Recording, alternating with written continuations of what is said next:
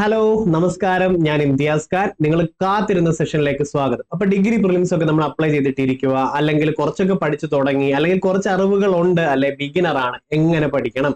അതേപോലെ 10th mains ഇപ്പൊ വരുന്നില്ലേ, സെക്രട്ടേറിയറ്റ് OA പ്രിലിംസ് റിസൾട്ട് കഴിഞ്ഞ് വരുന്നത്. പിന്നെ അതേപോലെ 10th ഡയറക്റ്റ് എക്സാം ഉണ്ടല്ലേ, ASM അസിസ്റ്റന്റ് സെയിൽസ്മാന്, പിന്നെ VFA, അങ്ങനത്തെ കുറെ എക്സാമുകളൊക്കെ ഈ വർഷം വരുന്നില്ലേ. ഇതൊക്കെ എങ്ങനെ പഠിക്കുന്നത്, എവിടുന്നാ തുടങ്ങേണ്ടത്, എങ്ങനെ എക്സ്പേർട്ട് ആവണം എന്നൊക്കെയുള്ള കൺഫ്യൂഷനോട് കൂടി ഒരു ലോഡ് ചോദ്യമായിട്ട് നിങ്ങൾ ഇരിക്കുന്നത് എനിക്കറിയാം. നമുക്ക് അതിന്റെ ഒറ്റ സൊല്യൂഷനേ ഉള്ളൂ, ഈ സെഷൻ പോലെ നമ്മൾ ചെയ്തിട്ടുള്ള ബാക്കി സെഷൻസ് ഞാൻ നിങ്ങൾക്ക് ഇതിന്റെ ഇടയ്ക്ക് കാണിച്ചു തരാം, ഡയറക്റ്റ് ചെയ്ത് തരാം, ഏതൊക്കെ പഠിക്കണം, എങ്ങനെ പഠിക്കണം എന്നൊക്കെ പറഞ്ഞുതരാം. അത് ഫോളോ ചെയ്ത് പോയി നോക്കുക, നിങ്ങൾക്ക് ഇമ്പ്രൂവ്മെന്റ് ഉറപ്പായിട്ടും ഉണ്ടാവും. അപ്പോ നമുക്ക് ഓരോ ക്വസ്റ്റ്യൻസിലോട്ടും പോകാം. ഇവിടെ സ്പീഡ് കൂടുതലാന്ന് തോന്നുന്നവരൊന്ന് നമ്മുടെ യൂട്യൂബിൽ സെറ്റിംഗ്സിൽ പോയിട്ട് സ്പീഡ് കുറച്ചിടുക. ഇനി സപ്പോസ് സ്പീഡ് ഇത് ബോറിംഗ് ആണ്, അല്ലെങ്കിൽ ഞാനിത് ഒത്തിരി കേട്ടതല്ലേ സാർ, ഇത് പറഞ്ഞതല്ലേ എന്നൊന്നുള്ളവരുണ്ടെങ്കിൽ നിങ്ങൾ ചില സ്പീഡ് കൂട്ടിയിട്ടാലും ഓക്കെ. അപ്പോഴും ഒരു കാര്യമുണ്ട്, ഒരു ക്വസ്റ്റിന് മിസ് ഔട്ട് ചെയ്യല്. ഇങ്ങനെയാണ് പഠിച്ചു പോകേണ്ടത്. ഓരോ ക്വസ്റ്റിനും റിലേറ്റഡും പഠിച്ചു പോകുമ്പോഴാണ് നമുക്ക് മാർക്ക് സ്കോർ ചെയ്യാൻ പറ്റുന്നത്. അതുപോലെ PSC എവിടെ നിന്ന് ഇട്ടു എന്താന്നൊക്കെ അറിയണ്ടേ, ആഴങ്ങളും മനസ്സിലാക്കണ്ടേ, ക്വസ്റ്റ്യൻസിന്റെ സ്റ്റേറ്റ്മെന്റ്സ് ഒക്കെ സോൾവ് ചെയ്ത് പഠിക്കണ്ടേ. നമുക്കപ്പോൾ സ്റ്റാർട്ട് ചെയ്യാമേ. ഇപ്പൊ ബിഗിനേഴ്സ് ഒക്കെ ഉണ്ടെങ്കിൽ ഇച്ചിരി ബുദ്ധിമുട്ടായിട്ട് തോന്നിയെങ്കിലും ഇതാണ് ഏറ്റവും അടിപൊളി മെത്തേഡ്. അതേപോലെ കുറച്ച് വർഷമായി പഠിക്കുന്നവരുണ്ടെങ്കിലും ഇതാണ് മാർക്ക് സ്കോർ ചെയ്യാനുള്ള ഏറ്റവും അടിപൊളി വഴി. നമുക്കപ്പോൾ തുടങ്ങാം. കോൺസ്റ്റിറ്റ്യൂഷൻ എന്നാണ് തുടങ്ങുന്നത്. ഇന്ത്യൻ ഭരണഘടന കടമെടുത്തിട്ടുള്ള ആശയങ്ങളുമായി ബന്ധപ്പെട്ട് ശരിയായിട്ടുള്ള പ്രസ്താവന വേണം. അപ്പൊ ശരിയായിട്ടെന്ന് പറയുമ്പോഴത്തേക്ക് നമ്മൾ ടിക്ക് ഇടണം. ശരി വേണ്ടേ, ഇവിടെ ശരിയാണ് നമുക്ക് കൊടുക്കേണ്ടത്. മൗലികാവകാശങ്ങൾ അമേരിക്കൻ ഭരണഘടനയിൽ നിന്ന് കടമെടുത്തത്, അതായത് ഫണ്ടമെന്റൽ റൈറ്റ്സ് എന്ന് പറയുന്ന ബിൽ ഓഫ് റൈറ്റ്സ് US നിന്നും കടമെടുത്തത്. ഇത് ശരിയാണ് അല്ലെ, ഓക്കെ, ഒന്ന് കിട്ടി. നിർദ്ദേശക തത്വങ്ങൾ ഐറിഷ് ഭരണഘടനയിൽ നിന്നും എടുത്തത്, ശരിയല്ലേ, ആണ്. ഇത് രണ്ടെണ്ണം കറക്റ്റ് ചെയ്ത് വരെ. നിയമനിർമ്മാണ പ്രക്രിയ കനേഡിയൻ അല്ല. നമ്മൾ പാർലമെന്ററി ജനാധിപത്യം, സിംഗിൾ സിറ്റിസൺഷിപ്പ്, സ്പീക്കർ, ക്യാബിനറ്റ്, ഇതൊക്കെ ബ്രിട്ടനിൽ നിന്നുമാണ് കടമെടുത്തത്. അപ്പൊ മൂന്നുള്ളത് വേണം നമുക്ക് ചുമ്മാ ക്യാൻസൽ ചെയ്യാമല്ലോ. മൂന്നുള്ളത് സപ്പോസ് നിങ്ങൾ ആദ്യം മൂന്നാ വായിച്ചിരുന്നെങ്കിലും അത് ക്യാൻസൽ ആയി പോകും. ഇല്ലെങ്കിൽ രണ്ടെണ്ണം കഴിഞ്ഞപ്പോൾ നമുക്കൊരു ഉത്തരം കിട്ടി, സൊല്യൂഷനുമായി. ഇപ്പം സ്റ്റേറ്റ്മെന്റ് 1ഉം 2ഉം മാത്രമാണ് ഇത് ശരിയായിട്ടുള്ളത് അല്ലെ. ഈ ഫണ്ടമെന്റൽ റൈറ്റ്സ് നമ്മൾ കടമെടുത്തത് USA നിന്നാണ്. നിർദ്ദേശക തത്വങ്ങൾ എന്ന് പറഞ്ഞാൽ DPSP എന്ന് പഠിക്കും. നമ്മൾ ഇംഗ്ലീഷും മലയാളവും ടേം പഠിച്ചു തുടങ്ങും. കാരണം ഡിഗ്രി പ്രിലിംസിൽ ഒരു ക്വസ്റ്റിൽ ഒരു കൺഫ്യൂഷൻ വന്നാൽ PSC റെഫർ ചെയ്യുന്നത് ഇംഗ്ലീഷ് വേർഷൻ ആണ്. അപ്പം DPSP എന്ന് പറയുന്ന ഭാഗം 4 DPSP അല്ലെ. അത് നമ്മൾ കടമെടുത്തത് അയർലൻഡിൽ നിന്നുമാണ്. ഇത്തരം കാര്യങ്ങൾ കിട്ടിയ ബേസ് ആയിട്ടുള്ളത്. അതേപോലെ ഫണ്ടമെന്റൽ റൈറ്റ്സ് നമ്മൾ USA പറഞ്ഞ പോലെ പ്രിയാമ്പിൾ ഉണ്ട്, അതും USA നിന്ന് നമ്മൾ കടമെടുത്തത്. റിറ്റ് ഉണ്ട്, സിംഗിൾ സിറ്റിസൺഷിപ്പ് ഉണ്ട്, ഇതൊക്കെ നമ്മൾ കടമെടുത്തത് ബ്രിട്ടനിൽ നിന്നുമാണ് അല്ലെ. അതേപോലെ നമ്മുടെ 5 ഇയർ പ്ലാൻ ഇവിടുന്ന് കടമെടുത്തു, USSR റഷ്യയിൽ നിന്നാണ് അല്ലെ. ഇതൊക്കെ ഓരോരോ ക്ലാസ്സിൽ ഞാൻ അപ്ഡേറ്റ് ചെയ്ത് തരാം. ഇപ്പൊ ഇത്രയും നിങ്ങൾ പഠിക്കണം, എഴുതി വെക്കണം കേട്ടോ. ശരി, അടുത്ത റിറ്റുകളുമായി ബന്ധപ്പെട്ടിട്ട് ശരിയായിട്ടുള്ള പ്രസ്താവന ഏതൊക്കെ? റിറ്റൊക്കെ സ്ഥിരം ചോദ്യങ്ങളാണ്. സുപ്രീം കോടതിക്കും ഹൈക്കോടതിക്കും മാത്രമേ റിറ്റ് ഇഷ്യൂ ചെയ്യാൻ പറ്റുള്ളൂ. ഇതൊന്ന് ശരിയാണ്, ഓക്കെ. അപ്പൊ എന്തായാലും ഒന്നുള്ള ഒരു ഉത്തരവായിരിക്കും ഇതിൽ വരാൻ പോകുന്നത്. ഈ രണ്ടെണ്ണത്തിൽ ഏതെങ്കിലും ആയിരിക്കും അല്ലെ, കാരണം ഇവിടെയും ഇല്ല ഒന്ന്, ഇവിടെയും ഇല്ല ഒന്ന്.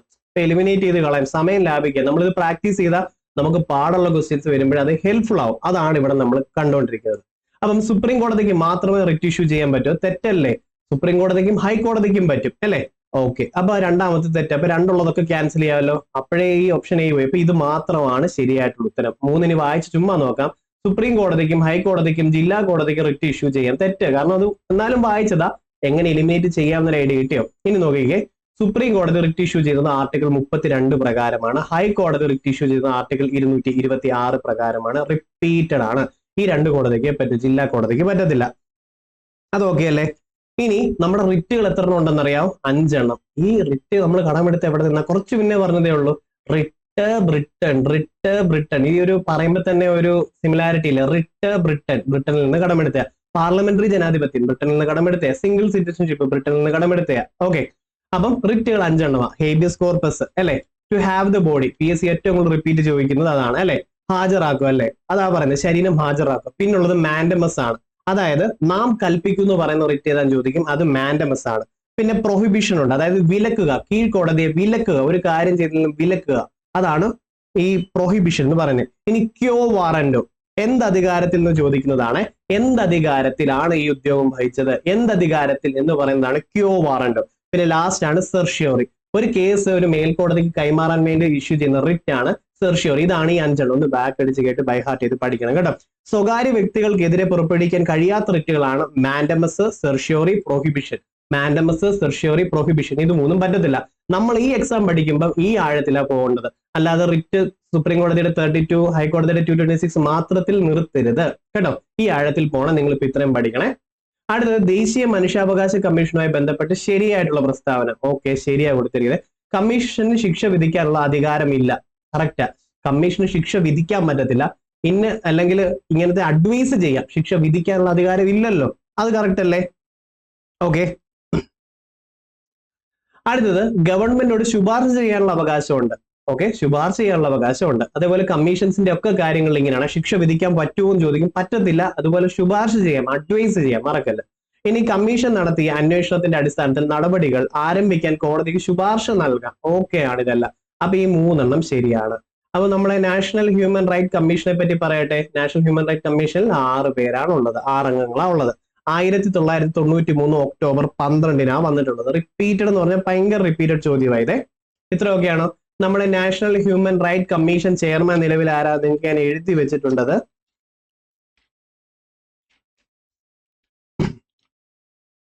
National human right commission chairman കാണാനില്ല.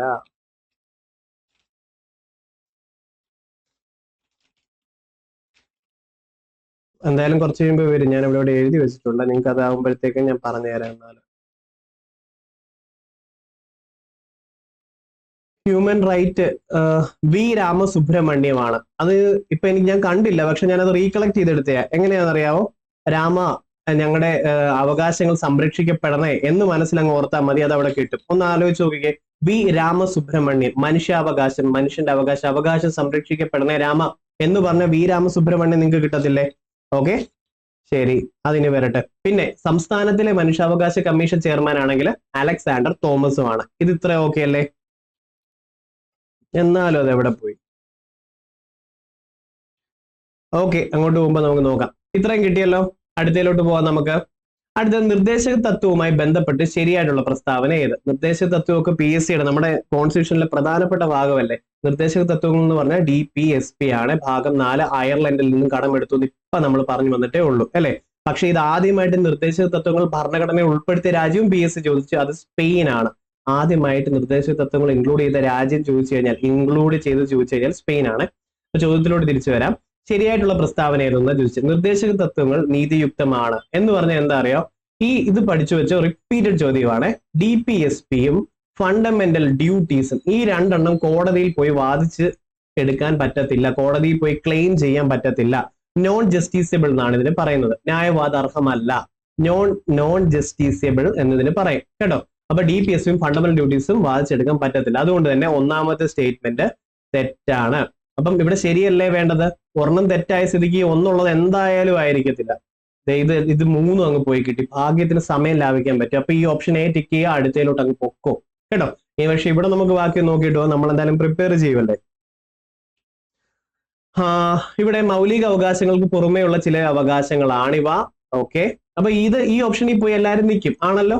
ശരി, അപ്പൊ മൗലിക അവകാശത്തിന് പുറമേയുള്ള അവകാശങ്ങളാണിവ. അവകാശങ്ങളായിട്ടാണോ വരുന്നത്? DPSP നിർദ്ദേശങ്ങളാണ് ആക്ച്വലി. അതുകൊണ്ട് ഇത് തെറ്റായിട്ട് വരും.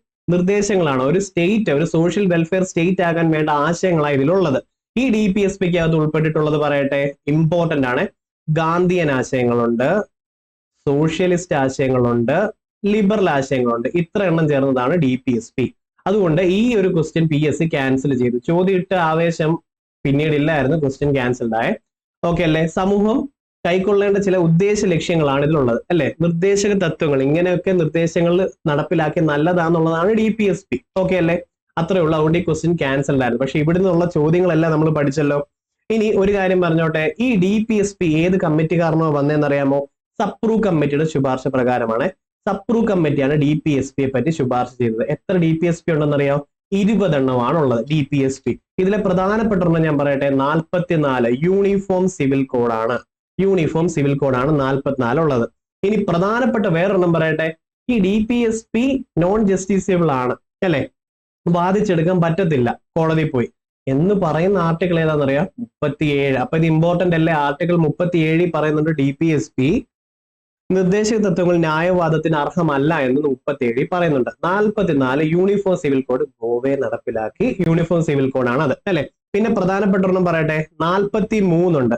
എന്താണെന്നറിയാമോ? Minimum wage. മിനിമം വേജിനെ പറ്റി പറയുന്നത് 43-ലാണ്. 43 ഉണ്ട്, സഹകരണ സംഘങ്ങൾ ഫോം ചെയ്യാനുള്ള അധികാരത്തെ പറ്റി പറഞ്ഞത്. സഹകരണ സംഘങ്ങൾ ഫോം ചെയ്യുന്നത് 43B ആണ്. അതേപോലെ PS റിപ്പീറ്റ് ചെയ്ത് ഇവിടുന്ന് ചോദിക്കുന്നൊരെണ്ണം പറയട്ടെ. 39D ഉണ്ട്. എന്താ പറയാ, ആയാലും D ആയാലും ഒരു ജോലിക്ക് ഒരു സാലറി, തുല്യ ജോലിക്ക് തുല്യ വേതനം എന്ന് പറയുന്നതാണിത് 39D. ഓക്കെ, അപ്പൊ 39D ഡായ്ക്കും ഡിക്കും, ആണിനായാലും പെണ്ണായാലും ഒരു ജോലിക്ക് ഒരു സാലറി എന്നുള്ളതാണ് ഇതിൽ വരുന്നത്. ഇത്രയും സംഭവങ്ങൾ ഇപ്പൊ ഇവിടുന്ന് പഠിക്കാം. അടുത്തടുത്ത് വരുമ്പോൾ ഓൾമോസ്റ്റ് എല്ലാം പറഞ്ഞു തരാവേ. നിർദ്ദേശക തത്വങ്ങൾ ഉൾപ്പെടുന്ന പ്രധാന പ്രസ്താവന അല്ലെങ്കിൽ ശരിയായിട്ടുള്ള പ്രസ്താവനകൾ ഏതൊക്കെയെന്നാണ് ചോദിച്ചിട്ടുള്ളത്. ഇപ്പോഴേ നിർദ്ദേശക തത്വങ്ങൾ ഇപ്പൊ ഇത്രയും ചെയ്യുക നമ്മൾ പറഞ്ഞു. DPSP എന്ന് പറഞ്ഞാൽ അയർലൻഡിൽ നിന്ന് കടമെടുത്ത് സ്പെയിൻ ഭരണഘടനയിൽ ഉൾപ്പെടുത്തിയിട്ടുണ്ട് അല്ലെ, ആദ്യമായിട്ട്. ഭാഗം 4-ലാണുള്ളത്, മൊത്തത്തിൽ 20 എണ്ണം ഉണ്ട്. അതിൽ 44 യൂണിഫോം സിവിൽ കോഡ് ആണ്. 39D ആണെങ്കിൽ ഡായ്ക്കും ഡിക്കും സെയിം സാലറി ആണ്. 43B ആണെങ്കിൽ സഹകരണ സംഘങ്ങൾ ഫോം ചെയ്യുന്നത്. വെറും 43 ആണെങ്കിൽ മിനിമം വേജ്. ഇത്രയും അവിടെ നിൽക്കട്ടെ. അപ്പം ഇതുമായി ബന്ധപ്പെട്ട് ശരിയായിട്ടുള്ളത് നമുക്ക് നോക്കാം.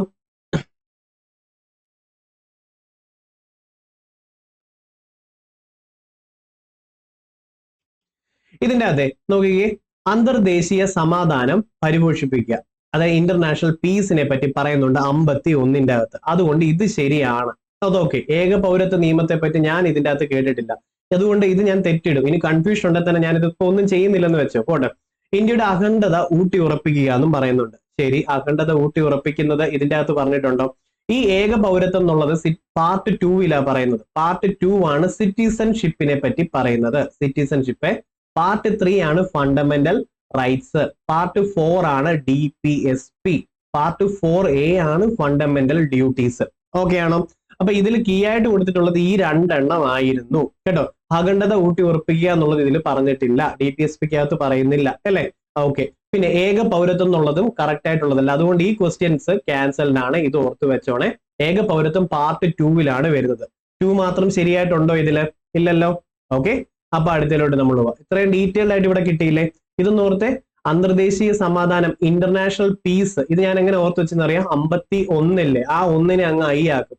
International peace 5, international peace 51 international peace ആണ്. അപ്പൊ പെട്ടെന്ന് നമുക്ക് ഓർമ്മ വരും കേട്ടോ.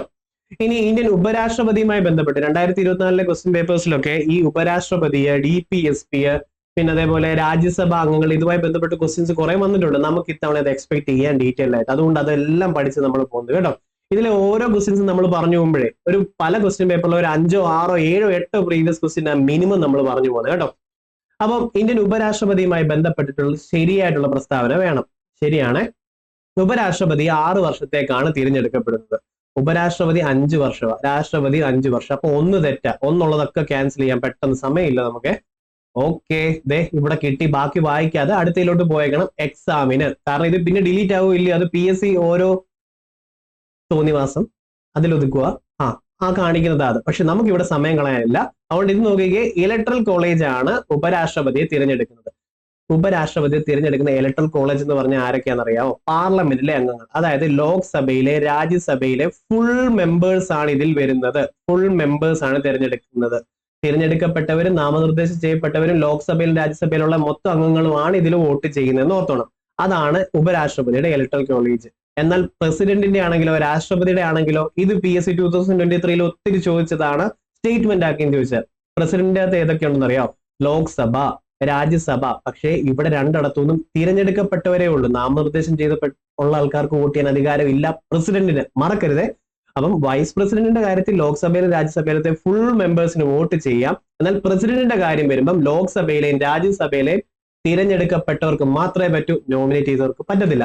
അതേപോലെ സംസ്ഥാന നിയമനിർമ്മാണ സഭകളിലെ അവിടുത്തെ ഇലക്റ്റഡ് ആൾക്കാർക്ക് പ്രസിഡന്റിന് വോട്ട് ചെയ്യാം. ഇതും വൈസ് പ്രസിഡന്റിന് വരുന്നില്ല. അപ്പൊ ഈ രണ്ടുപേരുടെയും ഇലക്ട്രൽ കോളേജ് നിങ്ങൾ ഓർത്തു വെക്കുവോ? ഭയങ്കര ഇമ്പോർട്ടന്റ് ആണ്. നല്ല ഡെപ്തിൽ പോകേണ്ട സംഭവമായത്. ഇത് രണ്ടും റിപ്പീറ്റഡ് കേട്ടോ. ശരി, ഇനി സംസ്ഥാന നിയമസഭകളിലെ അംഗങ്ങൾ ഇലക്ട്രൽ കോളേജിൽ അംഗങ്ങളല്ല വൈസ് പ്രസിഡന്റിന്റെ കാര്യത്തിൽ. പ്രസിഡന്റിന്റെ കാര്യത്തിലോ ആണ്. ഓക്കെ അല്ലേ? അപ്പോ ഉപരാഷ്ട്രപതിയുമായി ബന്ധപ്പെട്ട് ശരിയായിട്ടുള്ള പ്രസ്താവന പറഞ്ഞാൽ 2 മാത്രമേ ഇത് വരുന്നുള്ളൂ. സോറി, ഇതേ 3 വരും. ഇങ്ങനത്തെ കൺഫ്യൂഷൻസ് ഒക്കെ വരും കേട്ടോ. അപ്പൊ 2 ഇലക്ട്രൽ കോളേജ് ഉപരാഷ്ട്രപതി തിരഞ്ഞെടുക്കപ്പെടുന്നു, ശരിയാണ്. അതില് നിയമസഭയിലെ അംഗങ്ങൾക്ക് അംഗങ്ങളല്ല വോട്ട് ചെയ്യാൻ പറ്റത്തില്ല. അതെ, സംസ്ഥാന നിയമസഭയിലത്തവർക്ക് പറ്റത്തില്ല. ഇതല്ല ഇത്രയും നേരം ഞാൻ പറഞ്ഞത്. അതങ്ങ് സ്കിപ്പ് ചെയ്ത് അടുത്തിലോട്ട് പോയിരുന്നെങ്കിൽ ഇത്രയും പെശക് പറ്റത്തില്ല. പക്ഷെ ഇതൊക്കെ എക്സാമുകളിൽ നമുക്ക് ഉണ്ടാകാവുന്ന കാര്യങ്ങളാണ് കേട്ടോ. ഇതെനിക്ക് നോർമലി ഇപ്പൊ ഉണ്ടായതാ, അല്ലാതെ ഇങ്ങനെയാണ് വരാൻ പോകുന്നത് പഠിപ്പിച്ചതല്ല കേട്ടോ. അപ്പൊ ഇത് മനസ്സിലായല്ലോ. ഓക്കെ, ശരി എന്നുള്ളത് ഈ രണ്ട് മാത്രമേ ഉള്ളൂ. സോറി, രണ്ടും മൂന്നും. കൂടുതൽ ഇവിടെ നിന്ന് ഇത് കൺഫ്യൂഷൻ ആകാതെ പോകാം. നിങ്ങൾക്ക് ഇത് സൂപ്പറായിട്ട് മനസ്സിലായി കാണുമെന്ന് വിശ്വസിക്കുന്നു. അടുത്തത് കോടതികളുമായി ബന്ധപ്പെട്ട് ശരിയായിട്ടുള്ള പ്രസ്താവന. ഓക്കെ, കോടതിയെ പിടിച്ചു തുടങ്ങിയത് 2024 ഡെപ്തിലെ അല്ലെങ്കിൽ റിറ്റിന്റെ ഒക്കെ ചോദ്യത്തിൽ വന്ന് നിന്നേരെ. ഭരണഘടനയുടെ സംരക്ഷകൻ എന്നറിയപ്പെടുന്നത് സുപ്രീം കോടതി. ഓക്കെ, ശരി. അപ്പൊ ഒരെണ്ണം ആയിരിക്കും. ഇതെന്തായാലും അല്ല, ഇതിലില്ല ഒന്ന്. അപ്പൊ ഈ 3 ചാൻസ് ഉണ്ട്. കീഴ്ക്കോടതികൾ സിവിൽ ക്രിമിനൽ സ്വഭാവമുള്ള കേസുകൾ പരിഗണിക്കും. അത് ശരിയാണോ? അത് ശരിയാണ്. ഓക്കെ, ശരി. കാരണം എന്താണെന്നറിയാമോ? നോക്കിക്കേ, സിവിൽ കേസുകൾ കൈകാര്യം ചെയ്യുന്ന ഏറ്റവും താഴ്ന്ന കോടതി മുൻസിഫ് കോടതിയാണ്. സിവിൽ കേസ് കൈകാര്യം ചെയ്യുന്ന ഏറ്റവും താഴ്ന്ന കോടതി എന്ന് പറയുമ്പോൾ മുൻസിഫ് കോടതിയാണ്. അതേപോലെ criminal case, okay, criminal case കൈകാര്യം ചെയ്യുന്നത് ഏറ്റവും താഴ്ന്ന കോടതി എന്ന് പറയുമ്പോൾ മജിസ്ട്രേറ്റ് കോടതിയാണ്. Okay, magistrate കോടതിയുമാണ്. ഓക്കെ, അപ്പൊ ഈ രണ്ട് സ്റ്റേറ്റ്മെന്റ് ശരിയല്ലേ? സുപ്രീം കോടതിക്ക് പ്രസിഡന്റിന് ഉപദേശം നൽകാം. ഇങ്ങനെ അത് പറയാമേ, സുപ്രീം കോടതിക്ക് പ്രസിഡന്റ് ഉപദേശം നൽകാം. കാരണം സുപ്രീം കോടതിക്ക് പ്രസിഡന്റിനെ ഭയങ്കര ഇഷ്ടമാണ്. നമ്മൾ 143 എന്ന് വെച്ച് ഞാൻ അങ്ങ് ചുമ്മാ പറയുക. 143 ഇല്ല, നമ്മുടെ പണ്ടത്തെ ഐ ലവ് യു, ആ 143 ഓർത്തണം. സുപ്രീം കോടതിക്ക് പ്രസിഡന്റിനെ ഭയങ്കര ഇഷ്ടമാണ്. ഇത് റിപ്പീറ്റഡ് ആണ്. അതുകൊണ്ട് സുപ്രീം കോടതി പ്രസിഡന്റിന് ഉപദേശം നൽകുന്ന ആർട്ടിക്കിൾ ആണ് 143. ചോദിച്ചിട്ടുണ്ട്, പഠിച്ചോണം. അപ്പൊ ഈ 3 ഇവിടെ ശരിയായി വന്നിട്ടുണ്ട്. ഓക്കെ അല്ലേ? അടുത്തതിലോട്ട് പോകാം. അഡീഷണൽ ഉണ്ടെങ്കിൽ പറയാം. ഇത്രയും കിട്ടിയോ?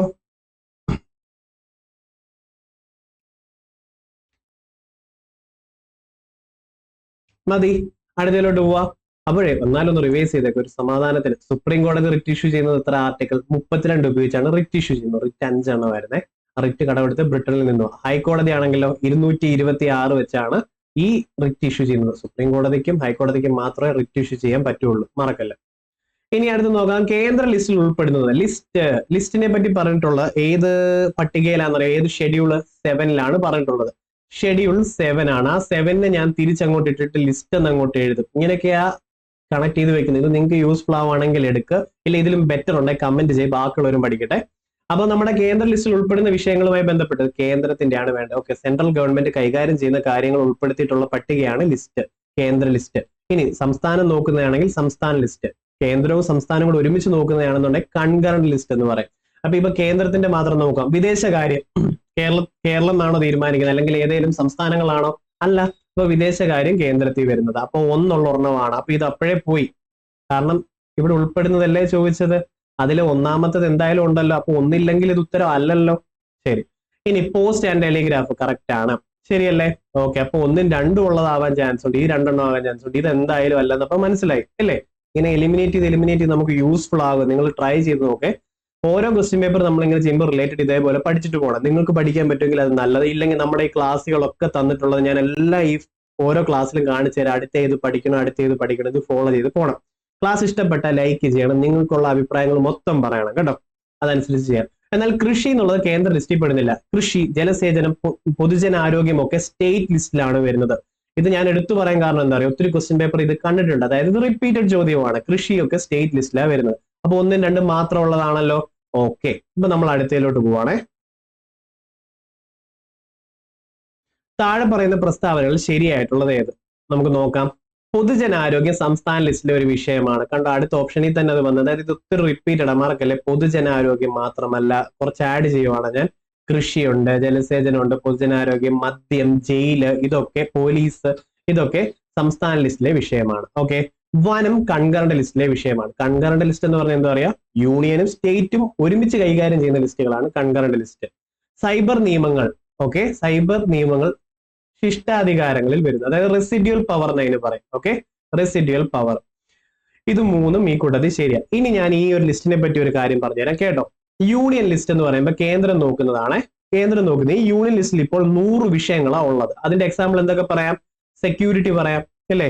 സെക്യൂരിറ്റി പറയാം, പ്രതിരോധം, വിദേശകാര്യം, റെയിൽവേ, തപാല, നമ്മുടെ SBI, RBI, ഇൻഷുറൻസ്, ഇങ്ങനത്തെ കാര്യങ്ങളൊക്കെ മെയിൻ വരുന്നത്, ആർമി, ഇതൊക്കെ വരുന്നത് യൂണിയൻ ലിസ്റ്റിലാണ് അല്ലെ? അടുത്തത് സ്റ്റേറ്റ് ലിസ്റ്റ് ഒന്ന് നോക്കിക്കേ. സ്റ്റേറ്റ് ലിസ്റ്റ് ഇപ്പൊ നിലവിലുള്ളത് 61 വിഷയങ്ങളാണ് ഉള്ളത്. സ്റ്റേറ്റ് ലിസ്റ്റിൽ എന്തൊക്കെയാണ് വരുന്നത് അറിയാം? ജയില്, പൊതുജനാരോഗ്യം, ഹെൽത്ത്, അതേപോലെ കൃഷി, ഇതൊക്കെ വരുന്നത് സ്റ്റേറ്റ് ലിസ്റ്റിലാണ് ഉള്ളത്. ഓക്കെ, ക്രമസമാധാനം, പോലീസ്, ജയില്, തദ്ദേശ സ്വയംഭരണം, പൊതുജനാരോഗ്യം ഒക്കെ സ്റ്റേറ്റ് ലിസ്റ്റ്. ബാക്കി ഞാൻ വായിക്കുന്നില്ല, 61 എണ്ണോ. എന്താന്ന് വെച്ചാൽ റിപ്പീറ്റഡ് ആയിട്ടുള്ളത് പ്രധാനപ്പെട്ടത് ഞാൻ പറയുന്നുള്ളേ. ഇനി അടുത്തത് കൺകറന്റ് ലിസ്റ്റ്. അതേ ഉള്ളൂ പറയുന്നതല്ല, അതാണ് വേണ്ടത് നമ്മൾ പഠിക്കുക. കൺകറന്റ് എന്ന് പറയുമ്പോൾ സ്റ്റേറ്റും യൂണിയനും ഒരുമിച്ച് തീരുമാനം എടുക്കുന്നതാണ്. അതിലിപ്പോ 52 വിഷയങ്ങളുണ്ട്. ഓക്കെ, ഈ കൺകറന്റ് ലിസ്റ്റിന്റെ കാര്യത്തിൽ പ്രധാനമായിട്ട് റിപ്പീറ്റ് ചെയ്ത് പറഞ്ഞാൽ ഞാൻ പറയാം. 2023 കറണ്ട് അടിച്ചു എന്ന് പറഞ്ഞാൽ ഇലക്ട്രിസിറ്റി അടിച്ചു എന്ന് പറയാൻ പറ്റത്തില്ലേ? വൈദ്യുതി കൺകറന്റ് ലിസ്റ്റ്, അത് ആദ്യമേ അങ്ങ് പഠിച്ചു വെച്ചോ കേട്ടോ. അതേപോലെ ഈ സ്റ്റേറ്റ് ലിസ്റ്റിൽ നിന്നും കൺകറന്റ് ലിസ്റ്റിലേക്ക് 5 വിഷയങ്ങളാണ് ട്രാൻസ്ഫർ ചെയ്തത്. അതുകൊണ്ട് തന്നെ PSC 99% ലിസ്റ്റ് എന്ന് പറഞ്ഞ ഈ ചോദ്യങ്ങൾ ചോദിക്കാറുണ്ട്, ചോദിച്ചുകൊണ്ടിരിക്കുന്നു, ഇവിടെയുണ്ട്. ഞാൻ കാണിച്ചു തരാം. സ്റ്റേറ്റ് ലിസ്റ്റിൽ നിന്നും, സംസ്ഥാനം മാത്രം നോക്കുന്ന ലിസ്റ്റിൽ നിന്നും കൺകറന്റ് ലിസ്റ്റിലേക്ക് 5 വിഷയങ്ങൾ എടുത്ത് മാറ്റി. അത് ഏതൊക്കെയാണെന്നറിയാം? വനം, ഓക്കെ, വനം, വിദ്യാഭ്യാസം, വന്യജീവി സങ്കേതം, അളവ് തൂക്ക്, നീതിന്യായം, ഇതൊക്കെയാണ് 5 വിഷയങ്ങൾ മാറ്റിയിട്ടുള്ളത്. ഞാൻ പറഞ്ഞ വിഷയങ്ങളൊക്കെ കിട്ടിയ വിദ്യാഭ്യാസം, വനം, അളവും തൂക്കവും, നീതിന്യായവും, വന്യമൃഗങ്ങളുടെ സംരക്ഷണവും, ഈ 5 എണ്ണമാണ് കൺകറന്റ് ലിസ്റ്റിലേക്ക് മാറ്റിയത്. അതുകൊണ്ട് കൺകറന്റ് ലിസ്റ്റ് എന്ന് പറഞ്ഞ് ചോദിക്കുമ്പോൾ ഈ 5 എണ്ണം സ്ഥിരം ചോദിക്കാറുണ്ട്. അതിന്റെ ഒരു എക്സാമ്പിൾ അതേ കിടക്കുന്നത്, വനം കൺകറന്റ് ലിസ്റ്റിലെ വിഷയമാണെന്ന്. ഓക്കെ അല്ലേ? അപ്പൊ ഇത്രയും കാര്യങ്ങളുടെ ഐഡിയ കിട്ടിയോ അല്ലേ? ഓരോരോ തവണ വരുമ്പോഴേ ഞാൻ പറഞ്ഞു തരാം. ഇനി ലിസ്റ്റ് നമ്മൾ പറഞ്ഞായിരുന്നു, ലിസ്റ്റ് എല്ല് തിരിച്ചിട്ട് 7ാമത്തെ പട്ടികയിലാണ് ഉള്ളത്. ലിസ്റ്റിനെ പറ്റി പറയുന്ന ഒരു ആർട്ടിക്കിൾ ചോദിച്ചാൽ 246 ആണ്. ഓക്കെ അല്ലേ? ഇനി റെസിഡ്യൂൽ പവറിനെ പറ്റി ചോദിക്കുവാണെങ്കിൽ 248 ആണ്. സൈബർ ലോ റെസിഡ്യൂൽ പവറിൽ വരുന്നതാ, റിപ്പീറ്റഡ് ചോദ്യം അത് കേട്ടോ. അപ്പം നമ്മുടെ ഈ ഫെബ്രുവരി 17 മുതൽ നമ്മുടെ ചാനലില് നല്ല, അതായത് പെയ്ഡ് ക്ലാസ്സിൽ നിങ്ങൾ എങ്ങനെ ക്ലാസ് കിട്ടുന്നതെന്ന് അറിയണ്ടേ, അതേപോലെ ആ കണ്ടന്റിന്റെ ക്വാളിറ്റീസ് ഒക്കെ നിങ്ങൾക്ക് അറിയണ്ട. അതുകൊണ്ട് ഓരോ ടോപ്പിക്സിന്റെ സൂപ്പർ സെഷൻസ് 17 മുതലുണ്ട്, കാത്തിരുന്നോണം കേട്ടോ. അപ്പം അത് നിങ്ങൾക്ക് നല്ലപോലെ യൂസ്ഫുൾ ആണ്. അപ്പൊ ക്ലാസ്സിൽ വരണേ. പിന്നെ നമ്മുടെ ഇപ്പോൾ ഏറ്റവും ഡിസ്കൗണ്ട് പ്രൈസ് ഉള്ള ടൈം ആയത് 1749 രൂപ. ഇനി ഇപ്പോഴൊരു സാഹചര്യം ഉണ്ട് നമുക്ക് പഠിക്കാൻ. ഇനി അതിനു വേണ്ടിയുള്ള ഒരു ഫണ്ട്, പൈസ മാറ്റിവെക്കാനുണ്ടെങ്കിൽ എടുക്കേണ്ട ഏറ്റവും ബെസ്റ്റ് കോഴ്സ് ഇതായിട്ട് തന്നെ ഞാൻ പറയും. നിങ്ങൾക്ക് ഉണ്ടെങ്കിൽ നിങ്ങൾ വാ, ലൈവിൽ തന്നെ വാ കേട്ടോ. ശരി, ഇപ്പൊ ലൈവിൽ തന്നെ എത്തുക. ഈ റെഫറൽ കോഡ് യൂസ് ചെയ്ത് കഴിഞ്ഞാൽ ഡിസ്കൗണ്ട് കിട്ടും, അല്ലെങ്കിൽ മറ്റു റെഫറൽ കോഡ് യൂസ് ചെയ്താലും ഡിസ്കൗണ്ട് കിട്ടും. ഡിസ്ക്രിപ്ഷൻ ബോക്സിൽ ലിങ്ക് കൊണ്ട് പർച്ചേസ് ചെയ്ത് ലൈവിൽ വാ കേട്ടോ. അപ്പം എങ്ങനെയൊക്കെയാണെന്ന് അറിയാലോ, ക്വിസ് ഉണ്ട്, ടെസ്റ്റ് സീരീസ് ഉണ്ട്, ലൈവ് ഇന്ററാക്ഷൻ ക്ലാസ്സസ് ആണ്. ലൈവായിട്ട് നമുക്ക് കമന്റ് ചെയ്തൊക്കെ ഇട്ട് പഠിക്കാം കേട്ടോ. റിവിഷൻ റാങ്കിലെത്താം. അതേപോലെ 10th മെയിൻസിന്റെ ഏറ്റവും പ്രൈസ് കുറഞ്ഞിട്ടുള്ളതാണ് ഇപ്പം 949. ഞാൻ എപ്പോഴും പറയുന്നൂടെ, നമുക്ക് ഫിനാൻഷ്യൽ സാഹചര്യം അനുവദിക്കുന്നുണ്ട്, പഠിക്കണോ വേണ്ടയോ എന്നിരിക്കുവാണെങ്കിൽ നിങ്ങൾ ഇത് പർച്ചേസ് ചെയ്തിട്ട് വാ. ഏറ്റവും ബെസ്റ്റ് ക്ലാസ് തന്നെ കിട്ടും കേട്ടോ. അപ്പോ അതും ഡിസ്ക്രിപ്ഷൻ ബോക്സിൽ ലിങ്ക് ഉണ്ട്, നിങ്ങൾ ജോയിൻ ചെയ്യാൻ മറക്കരുത്. ഇതേപോലെ ഓരോ ടോപ്പിക്കും സിസ്റ്റമാറ്റിക് ആയിട്ട് പോകാം. നമ്മളിപ്പോൾ ക്വസ്റ്റ്യൻ പേപ്പറിൽ നിന്ന് ഓരോന്നോരോന്ന് മാറ്റി വെക്കുന്നില്ല, അതിന് പകരം നമുക്ക് ഓരോന്ന് ഡീറ്റെയിൽ ആയിട്ട് ഡെപ്തിൽ പഠിച്ചു പോയി റിവൈസ് ചെയ്യാൻ പറ്റും ബാച്ചിലെ. അപ്പൊ GK മാത്രം വേണ്ടവർക്ക് 999 ഉണ്ട് ഈ റേറ്റില്. കറണ്ട് അഫയേഴ്സ് മാത്രം വേണമെന്നുണ്ടെങ്കിൽ 399 കിട്ടും നിങ്ങൾക്ക്. ഇനി നിങ്ങൾക്ക് അതെല്ലാം അറിയാം, മലയാളം വേണ്ടെന്നുണ്ടെങ്കിൽ 499 കിട്ടും കേട്ടോ. അപ്പോ ഇതേപോലെ ഒരു സ്കോളർഷിപ്പ് എക്സാമിന്റെ കാര്യം അറിഞ്ഞായിരുന്നു. ഫ്രീ സ്കോളർഷിപ്പ് 100% ആണ് സ്കോളർഷിപ്പ് കൊടുത്ത് റാങ്ക് 1 കിട്ടിയ ആൾ, അത് വൈഷ്ണവാണ്. അതേപോലെ അടുത്ത സ്കോളർഷിപ്പ് എക്സാം വരുന്നുണ്ട്, നിങ്ങൾ എല്ലാവരും അറ്റൻഡ് ചെയ്യണം കേട്ടോ. നമ്മുടെ ഈ ക്ലാസ് കാണുന്ന എല്ലാവരെയും ഒന്നും ഞാൻ കണ്ടിട്ടില്ല, അല്ലെങ്കിൽ കുറേയൊക്കെ കമന്റ്സിലൂടെയാണ് ഞാൻ നിങ്ങളെ കാണുന്നത്. നിങ്ങളുടെ കമന്റ്സ് എല്ലാം ഞാൻ നോക്കാറുണ്ട്, അറിയാമല്ലോ. ഓക്കെ, അപ്പോ നിങ്ങൾ അടുത്ത തവണ അറ്റൻഡ് ചെയ്യണം. ഇതേപോലെ ഫീച്ചേർഡ് ആവണം കേട്ടോ. അതേ 100% സ്കോളർഷിപ്പ് കിട്ടി. അതേപോലെ ബാക്കി 400 പേരുടെ ലിസ്റ്റ് ഉണ്ട്. അപ്പൊ അവർക്കെല്ലാം കൺഗ്രാറ്റ്സ്. അടുത്ത സ്കോളർഷിപ്പ് മിക്കവാറും ഒരു 22-23 കൂടി കാണും. റെഡി ആയിട്ടിരിക്കുക. ടെലിഗ്രാം ചാനലിൽ ജോയിൻ ചെയ്ത് കഴിഞ്ഞാൽ ഡീറ്റെയിൽസ് ഇട്ടില്ല, ഞാൻ റീൽസോ എങ്ങനെയും ഇട്ട് നിങ്ങളെ അറിയിക്കാം. അറ്റൻഡ് ചെയ്യണേ. 100% എഴുതിയെടുക്കാൻ പറ്റുന്നുണ്ട്, അത് എഴുതിയെടുക്കണം കേട്ടോ. അടുത്ത നമുക്ക് നോക്കാം, ചുവടെ ചേർക്കുന്നതിൽ ശരിയായിട്ടുള്ള പ്രസ്താവന ഏതാണ്? ഓക്കെ, ശരി വേണം. 73ാം ഭേദഗതി ചെറിയ ഭരണഘടന എന്നറിയപ്പെടുന്നു. അല്ല, തെറ്റ്. ചെറു ഭരണഘടന എന്നറിയപ്പെടുന്ന 42ാം ഭേദഗതിയായിരുന്നു. ഇന്ദിരാഗാന്ധി ഗവൺമെന്റിന്റെ സമയത്തായിരുന്നു. ആ സമയത്തെ പ്രസിഡന്റ് ആരായിരുന്നു? റിപ്പീറ്റ് ആയിട്ട് ചോദിക്കുന്നുണ്ട്, ഫക്രുദ്ദീൻ അലി അഹമ്മദ് ആണ്. ഓക്കെ, അപ്പൊ ഒന്ന് തെറ്റായ സ്ഥിതിക്ക് ഒന്നുള്ളതൊക്കെ ക്യാൻസൽ ചെയ്ത് കളയാം. കാരണം ഇവിടെ ശരിയല്ലേ വേണ്ടത്, ഇങ്ങനെ എലിമിനേറ്റ് ചെയ്യുന്നത്. നമുക്ക് നോക്കാം എത്രത്തോളം പോകുന്നേ. ഒന്ന് കളയാൻ പോവാം. ഇതേ ഒന്നുള്ള ഇത് പോയി, രക്ഷപ്പെട്ടു. വേറെ ഒന്നും വായിക്കേണ്ട, അടുത്തയിലോട്ട് പോവാം. ഇപ്പൊ ഞാൻ അടുത്തയിലോട്ട് പോയി കഴിഞ്ഞാൽ രക്ഷപ്പെട്ടല്ലേ? ഇല്ലേ, ഞാൻ പറഞ്ഞു വരുമ്പോ ചിലപ്പോൾ കുളവാക്കുന്നു തോന്നിയിട്ടില്ലേ? എനിക്കിടയ്ക്ക് അങ്ങനെ തോന്നി. 74ാം ഭരണഘടനാ ഭേദഗതിയിലൂടെയാണ് നഗരപാലിക സമ്പ്രദായം വന്നത്. ശരിയാണ്.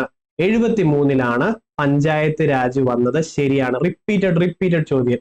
ഈ 73ാമത്തെ ഭേദഗതിയിലൂടെ പഞ്ചായത്ത് രാജും വന്നു, 11ാമത്തെ പട്ടികയും വന്നു. റിപ്പീറ്റഡ്. 74ാമത്തെ ഭേദഗതിയിലൂടെ നഗരപാലിക നിയമം മുനിസിപ്പാലിറ്റി വന്നു, 12ാമത്തെ പട്ടികയും വന്നു. റിപ്പീറ്റഡ് കേട്ടോ. പിന്നെ അനുച്ഛേദം 32 പ്രകാരം സുപ്രീം കോടതി റിറ്റ് പുറപ്പെടുവിക്കാം. നമ്മൾ ഇത്ര നേരം പഠിച്ചു വന്നത് കണ്ടോ, ഫ്രൂട്ട്ഫുൾ ആയി തുടങ്ങിയില്ലേ. ഒരു ക്വസ്റ്റ്യൻ പേപ്പറിൽ തന്നെ നമുക്ക് പലപ്പോഴും യൂസ് ആയിട്ട് തോന്നിയിട്ടുണ്ടെങ്കിൽ 3, 4, 5, 6 ക്വസ്റ്റ്യൻ പേപ്പർ ചെയ്താൽ എന്താകും അവസ്ഥ? കിട്ടുന്നുണ്ടോ? ഓക്കെ, കിട്ടും. സൂപ്പർ ആവും കേട്ടോ. അപ്പോ ഇതെല്ലാം വെട്ടിവെച്ചേക്കുവാണല്ലോ. ദേ ഇതാണ് ശരിയായിട്ടുള്ള ഉത്തരം. ഇനി ഞാൻ എന്തെങ്കിലും സ്പീഡിൽ പറഞ്ഞു പോയി തെറ്റി പറഞ്ഞിട്ടുണ്ടെങ്കിൽ നിങ്ങൾ കമന്റിൽ ഇടണം കേട്ടോ. ഞാൻ അപ്പോഴേ എടുത്ത് കമന്റ് സെക്ഷനിൽ ഇട്ട് തിരുത്തി തന്നോളാം കേട്ടോ. കേരള വനിതാ കമ്മീഷനുമായി ബന്ധപ്പെട്ട് ശരിയായിട്ടുള്ള പ്രസ്താവന. റെഡി. വനിതാ കമ്മീഷനെയാണ് നമ്മൾ ഇനി പറയാൻ പോകുന്നത്. ചെയർപേഴ്സൺ ശ്രീമതി സതി ദേവിയാണ്. എപ്പോഴും ഞാൻ പറയാം, നിലവിലത്തെ എന്ന് പറഞ്ഞാൽ ഞാനെന്നല്ല, ആര് എന്ത് പറഞ്ഞാലും നിങ്ങൾ കറണ്ട് ആയിട്ടുള്ളതൊന്ന് നോക്കേണ്ടി വരും. കാരണം മാറിക്കഴിഞ്ഞാൽ വ്യത്യാസമല്ലേ. സതി ദേവിയാണ്. ഓക്കെ, ശരിയായിട്ടുള്ള പ്രസ്താവന എവിടെ വേണ്ട. അപ്പൊ സതി ദേവി ആണ്ട് ഒന്നുള്ളതായിരിക്കും എന്തായാലും ഉത്തരം. വാവ്, സൂപ്പർ. നമുക്ക് 3 ഓപ്ഷനും ഇവിടെ നിലനിൽക്കുന്നു. സ്ത്രീകൾക്ക് ക്ഷേമവും സുരക്ഷിതത്വവും ഉറപ്പ് നൽകാൻ കമ്മീഷൻ രൂപീകൃതമായത്. ഓക്കെ ആണോ? ഓക്കെ, ശരിയാണ്. ശരിയല്ലേ? ഇനി കമ്മീഷന് ശിക്ഷാ നടപടികൾ സ്വീകരിക്കാനുള്ള അധികാരമുണ്ട്. ഈ ഒരൊറ്റ ക്വസ്റ്റ്യൻ പേപ്പർ നിങ്ങൾക്ക് മനസ്സിലായി. കമ്മീഷൻസ് ഭയങ്കര ഇമ്പോർട്ടന്റ്. അത് ഇമ്പോർട്ടന്റ് ആക്ട് എന്നുള്ള രീതിയിൽ, സിവിക്സ് എന്നുള്ള രീതിയിൽ, കോൺസ്റ്റിറ്റ്യൂഷൻ എന്നുള്ള രീതിയിൽ ഡിഗ്രി ലെവലായാലും 10th ആയാലും മാറി മാറിയായിട്ടാണ് ചോദിച്ചുകൊണ്ടിരിക്കുന്നത്. ഈ കമ്മീഷനിൽ നിന്ന് നമ്മളിപ്പോ പഠിച്ചൊരു കാര്യം എന്ത്, ഇത്രയും ക്വസ്റ്റ്യൻ ചെയ്തിരുന്നു. കമ്മീഷന് ശിക്ഷ നടപ്പിലാക്കാൻ പറ്റത്തില്ല, ശുപാർശ ചെയ്യാം. അത് പറ്റുമല്ലോ, അത്രേ ഉള്ളൂ. അപ്പം ശിക്ഷാ നടപടി സ്വീകരിക്കാനുള്ള അധികാരം ഇല്ല. അപ്പൊ 3 തെറ്റാണ്. 3 ക്യാൻസൽ ചെയ്ത് കളയാം. ഇത് കിട്ടും. ഇത് ഓക്കെ അല്ലേ? ഇങ്ങനെയാണ് ഇത് ചെയ്യുന്നത്. ഇപ്പൊ കോൺഫിഡൻസ് കൂടി വരുന്നുണ്ടെന്ന് എനിക്കറിയാം. പക്ഷെ ഇത് കീപ്പപ്പ് ചെയ്യണം. നമ്മൾ ഓരോ ക്വസ്റ്റ്യൻ പേപ്പറും ചെയ്യണം കേട്ടോ.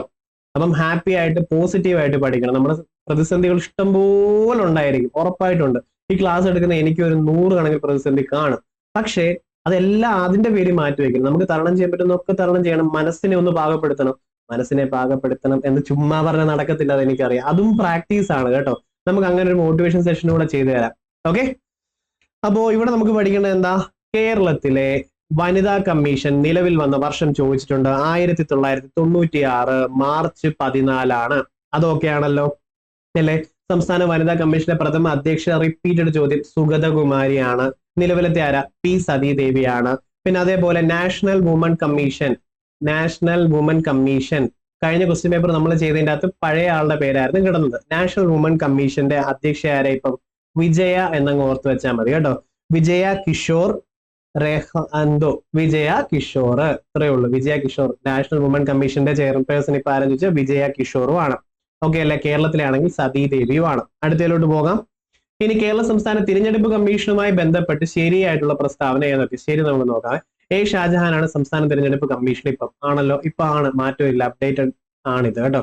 ഇനി നിയമസഭാ തിരഞ്ഞെടുപ്പ് നടത്തുന്നു എന്നതാണ് പ്രധാന ധർമ്മം. നിയമസഭാ തിരഞ്ഞെടുപ്പും ലോക്സഭാ തിരഞ്ഞെടുപ്പും ഉള്ള ഡ്യൂട്ടി ആർക്കാണെന്നറിയാവോ? നമ്മുടെ നോക്കിക്കേ, ലോക്സഭാ തിരഞ്ഞെടുപ്പ് നടത്തുന്ന ഡ്യൂട്ടി കേന്ദ്ര തിരഞ്ഞെടുപ്പ് കമ്മീഷനാണ്. കേരള സംസ്ഥാനമോ ഏതെങ്കിലും ഒരു സംസ്ഥാന കമ്മീഷന്റെയോ ചുമതലയല്ല. ഇത് മറക്കരുത്. ഇത് ഒത്തിരി തവണ 2024 തന്നെ ചോദിച്ചു. മെയിൻസ് ലെവലോ ഡിഗ്രി ലെവലോ എഴുതാൻ നിങ്ങളുണ്ടെങ്കിൽ നിങ്ങൾ ഇത് കളയല്ലേ കേട്ടോ. ഒരു സംസ്ഥാനത്തിന്റെ തെരഞ്ഞെടുപ്പ് കമ്മീഷൻ ആണെങ്കിൽ അവർ നടത്തുന്നതെന്ന് പറഞ്ഞാൽ തദ്ദേശ സ്വയംഭരണ സ്ഥാപനങ്ങളുടേതും മുനിസിപ്പാലിറ്റിയുടേതും ഒക്കെയാണ് അവർ നടത്തുന്നത് എലക്ഷൻ.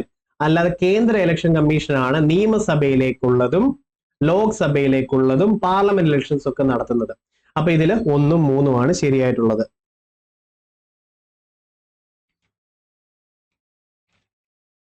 അതെ, 1ഉം 3ഉമാണ് ശരിയായിട്ടുള്ളത്. ഇത് കിട്ടിയോ? ഇത് പഠിക്കണേ. അപ്പോഴേ ഈ ഇലക്ഷൻ കമ്മീഷനെ പറ്റി പറയുന്ന ആർട്ടിക്കിൾ ഒന്ന് പഠിക്കണ്ടായോ? 324 ഇലക്ഷൻ കമ്മീഷനെ പറ്റി പഠിക്കേണ്ടത് അല്ല പറയുന്നത്. ഇനി 18 വയസ്സായ വോട്ട് ചെയ്യാമെന്ന് പറയുന്നത് 326. ഇത് റിപ്പീറ്റഡ് അല്ലേ? നമ്മൾ ചെയ്തിട്ടുള്ള ക്വസ്റ്റ്യൻ പേപ്പറിൽ തന്നെ കണ്ടിട്ടുണ്ടല്ലോ. ഇത് പഠിച്ചു വെച്ചോണം കേട്ടോ. ഇനി സംസ്ഥാന തിരഞ്ഞെടുപ്പ് കമ്മീഷനെ പറ്റി പറഞ്ഞിട്ടുള്ള ഏതാണെന്നറിയാം? 243K ആണ്. ഓക്കെ, സ്റ്റേറ്റ് ഇലക്ഷൻ കമ്മീഷനെ പറ്റി പറഞ്ഞിട്ടുള്ളത്. ഈ സ്റ്റേറ്റ് ഇലക്ഷൻ കമ്മീഷന്റെ ജോലി എന്തുവായിരുന്നു? മുനിസിപ്പാലിറ്റികള് അല്ലെങ്കിൽ നമ്മുടെ ബാക്കി കോർപ്പറേഷൻ ഇലക്ഷൻ അല്ലെങ്കിൽ തദ്ദേശ സ്വയംഭരണ സ്ഥാപനങ്ങളെ ഇലക്ഷൻ നടത്തുന്നതാണ് ഈ സംസ്ഥാന ഇലക്ഷൻ കമ്മീഷന്റെ ജോലി. കേന്ദ്ര ഇലക്ഷൻ കമ്മീഷന്റെ ജോലിയാണ് നിയമസഭയിലെയും പാർലമെന്റിലെ ഇലക്ഷൻ. ഓക്കെ ആണ്? ഇതപ്പോ ഓർത്ത് വെക്കുമല്ലോ. മതി, അത്രയും മതി. അവിടെ അത്രേ ഉള്ളൂ. അടുത്തത് മൗലിക കർത്തവ്യം, ഫണ്ടമെന്റൽ ഡ്യൂട്ടി. എപ്പോഴും ഞാൻ എഴുതും USSR റഷ്യയിൽ നിന്ന് നമ്മൾ കടമെടുത്തിട്ടുള്ളതാണ്. ഫണ്ടമെന്റൽ ഡ്യൂട്ടി ഭാഗം 4A യിലുള്ളതാണ്. 42 ഭേദഗതി കൂട്ടിച്ചേർത്തത്. ഇത്രയും എപ്പോഴും അറിയാവുന്ന ബേസ് നോളജ് ആണ്. അത് നമുക്ക് വേണം. ഇനി അഡീഷണലോട്ട് പോവാം. മൗലിക കർത്തവ്യങ്ങളുമായി ബന്ധപ്പെട്ട് ശരിയായിട്ടുള്ള പ്രസ്താവന. അപ്പൊ ടിക്ക് കിട്ടും. 11 മൗലിക കർത്തവ്യങ്ങളുണ്ട്. ശരിയാണോ? 11 എണ്ണം ഉണ്ടോ? ഓക്കെ, അതൊരെണ്ണം ശരിയേ. ഇനി അടുത്ത അനുച്ഛേദം 51A കർത്തവ്യങ്ങൾ ഉൾപ്പെട്ടിട്ടുള്ളത്. പക്കാ ശരി അല്ലെ? അപ്പൊ 51 ഇച്ചിരി മുമ്പ് നമ്മൾ എന്തോ പറഞ്ഞല്ലോ, 51 എടുത്തിട്ട് അതിനെ ഇന്റർനാഷണൽ അങ്ങാക്കും. അന്താരാഷ്ട്ര സമാധാനം, ഇന്റർനാഷണൽ പീസ്. 51 അത് DPSP ആണ് അല്ലെ? 51A എന്നൊരു സബ് ക്ലോസ് വന്നു കഴിഞ്ഞാൽ അത് ഭാഗം 4A ഫണ്ടമെന്റൽ ഡ്യൂട്ടി ആയി മാറി. ഓക്കെ, ഇനി ഭരണഘടനയിലെ ഭാഗം 4A കർത്തവ്യങ്ങൾ ഉൾക്കൊള്ളിച്ചിട്ടുള്ളത്. ഇത്രയും സംഭവം സെറ്റ് അല്ലേ? ഈ ഫണ്ടമെന്റൽ ഡ്യൂട്ടി ഭരണഘടന വരുമ്പോൾ നിലവിലില്ല. മറക്കല്ല, സ്റ്റേറ്റ്മെന്റ് നിങ്ങൾക്ക് അങ്ങനെ തന്നെ വരുവേ, നാം കാണുന്നു, അത് മറക്കല്ല. അപ്പൊ 42ാമത്തെ ഭേദഗതിയിലാണ് ഈ ഫണ്ടമെന്റൽ ഡ്യൂട്ടീസ് ആഡ് ചെയ്യുന്നത് കേട്ടോ. അത് ആരുടെ സമയത്തായിരുന്നു? റിപ്പീറ്റഡ് ചോദ്യം. ഇന്ദിരാഗാന്ധി. ആ സമയത്തെ പ്രസിഡന്റ് ആരായിരുന്നു? ഫക്രുദ്ദീൻ അലി അഹമ്മദും ആയിരുന്നു. ഇത്ര ഓക്കെ അല്ലേ? ഇനി ഈ ഫണ്ടമെന്റൽ ഡ്യൂട്ടീസ് നിലവിൽ വരുന്നത് റിപ്പീറ്റ് ചെയ്ത് ചോദിക്കും. 1977 മറക്കല്ല, നിലവിൽ വന്നത് 1977. 42ാം ഭേദഗതി 1976 എന്നാൽ നിലവിൽ വന്നത് 77. ഇത്ര ഓക്കെ അല്ലേ? അപ്പൊ കുറച്ചു മുന്നേ നമ്മൾ പറഞ്ഞു DPSP വരാൻ കാരണമായത് ആര് കാരണോ?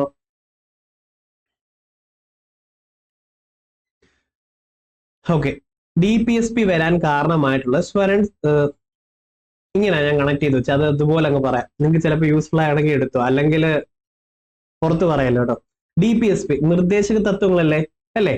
ഓക്കെ, നിർദ്ദേശക തത്വങ്ങൾ, നിർദ്ദേശങ്ങൾ സ്വീകരിച്ചാൽ, നമ്മൾ മൂത്തവരോ അറിവുള്ളവരോ പറഞ്ഞ നിർദ്ദേശം സ്വീകരിച്ച സൂപ്പർ ആകുമെന്ന് ഞാൻ കണക്ട് ചെയ്ത് വെച്ചേ.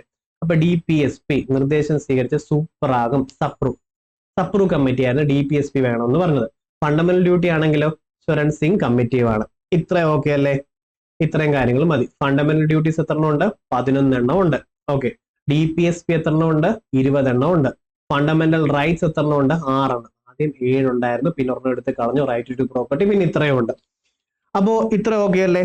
അടുത്ത ക്ലാസ്സിൽ അടുത്തേം പറഞ്ഞു, അതായത് 11ാമത്തെ, ആദ്യം 10 എണ്ണേ ഉള്ളായിരുന്നു, 11ാമത്തേത് 86ാം ഭേദഗതിയിൽ ആഡ് ചെയ്തിട്ടുള്ളത്.